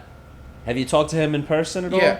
He's more difficult to talk to in person than you'd think, And it's And he handles it well when you talk to him from the. You ever talk to him from the audience? yeah, he's fine with that too. Yeah, exactly. He's it's like he knows how to do everything. Yeah, man. yeah. It's funny. I used to do that at Bar 82. Right. One time- talk out at him when he was on stage. One time I used to talk to everybody. That's where it started. I do it a little bit at mics. Right. But if the host Yeah, you used to have a habit with that, though. I if remember. the host says all right Frank, enough, then I stop. But I do it. I used to do it a lot more. Right. But I used to do it at Bar 82 specifically, and nobody was doing it back then. So I used to people hated me. I'm friends with them. I'm friends with all of them now. But They all said they hated it. like when you I did it. remember going to Bar 82 and I Yeah. couldn't fucking do my set because you kept fucking talking to me. Right. But he has a good time with it. One time he went up at Bar 82 with with like a clipboard, Yeah. and he was like taking on names, and he was like, "I'm tired of all this smut." He goes, "What happened to clean humor?" I love that kind of stuff. Oh, me too. I don't think enough comics do that kind of humor. No. Where they just get up and they act like they're like. One time, Paul Higby was famous for that. Uh-huh. He got up and he was like, I'm quitting comedy, and I'm selling my jokes. Yeah. Anybody want to buy him? And he's like, how many people think I'm kidding? I'm like, you're not serious. He's like, you think I'm kidding? He goes, that's it. I'm quitting. Then one time he got up, he was acting like he was the Sheik and he wanted to buy a woman. He would always get up and do it. He got up and he was like acting like he was really conservative and he couldn't believe that Obama got reelected for 4 more years. Yeah. But he was only kidding. Right. And he's like, 4 more years of Obama? Oh. But it was funny because he knew he was kidding. Right. Like if it was like a 45-year-old Italian guy who hated Obama, that would have been funny. Yeah. But it was just funny coming that from he's his kidding. position. Yeah, I get it. Well, here it is. I think I'm going to hand it in before I overdo it. Frank, it's wonderful. Thank you so much for making it for me. It looks appreciate great. it. Yeah. It's my honor you come and do it. There you go. What are the art... An original Terranova. Can you believe it, ladies and gentlemen? I got to get some art hashtags. Yeah, figure out what the good hashtags are nowadays. It really is great, man. It looks awesome. You like it? Yeah, it's perfect.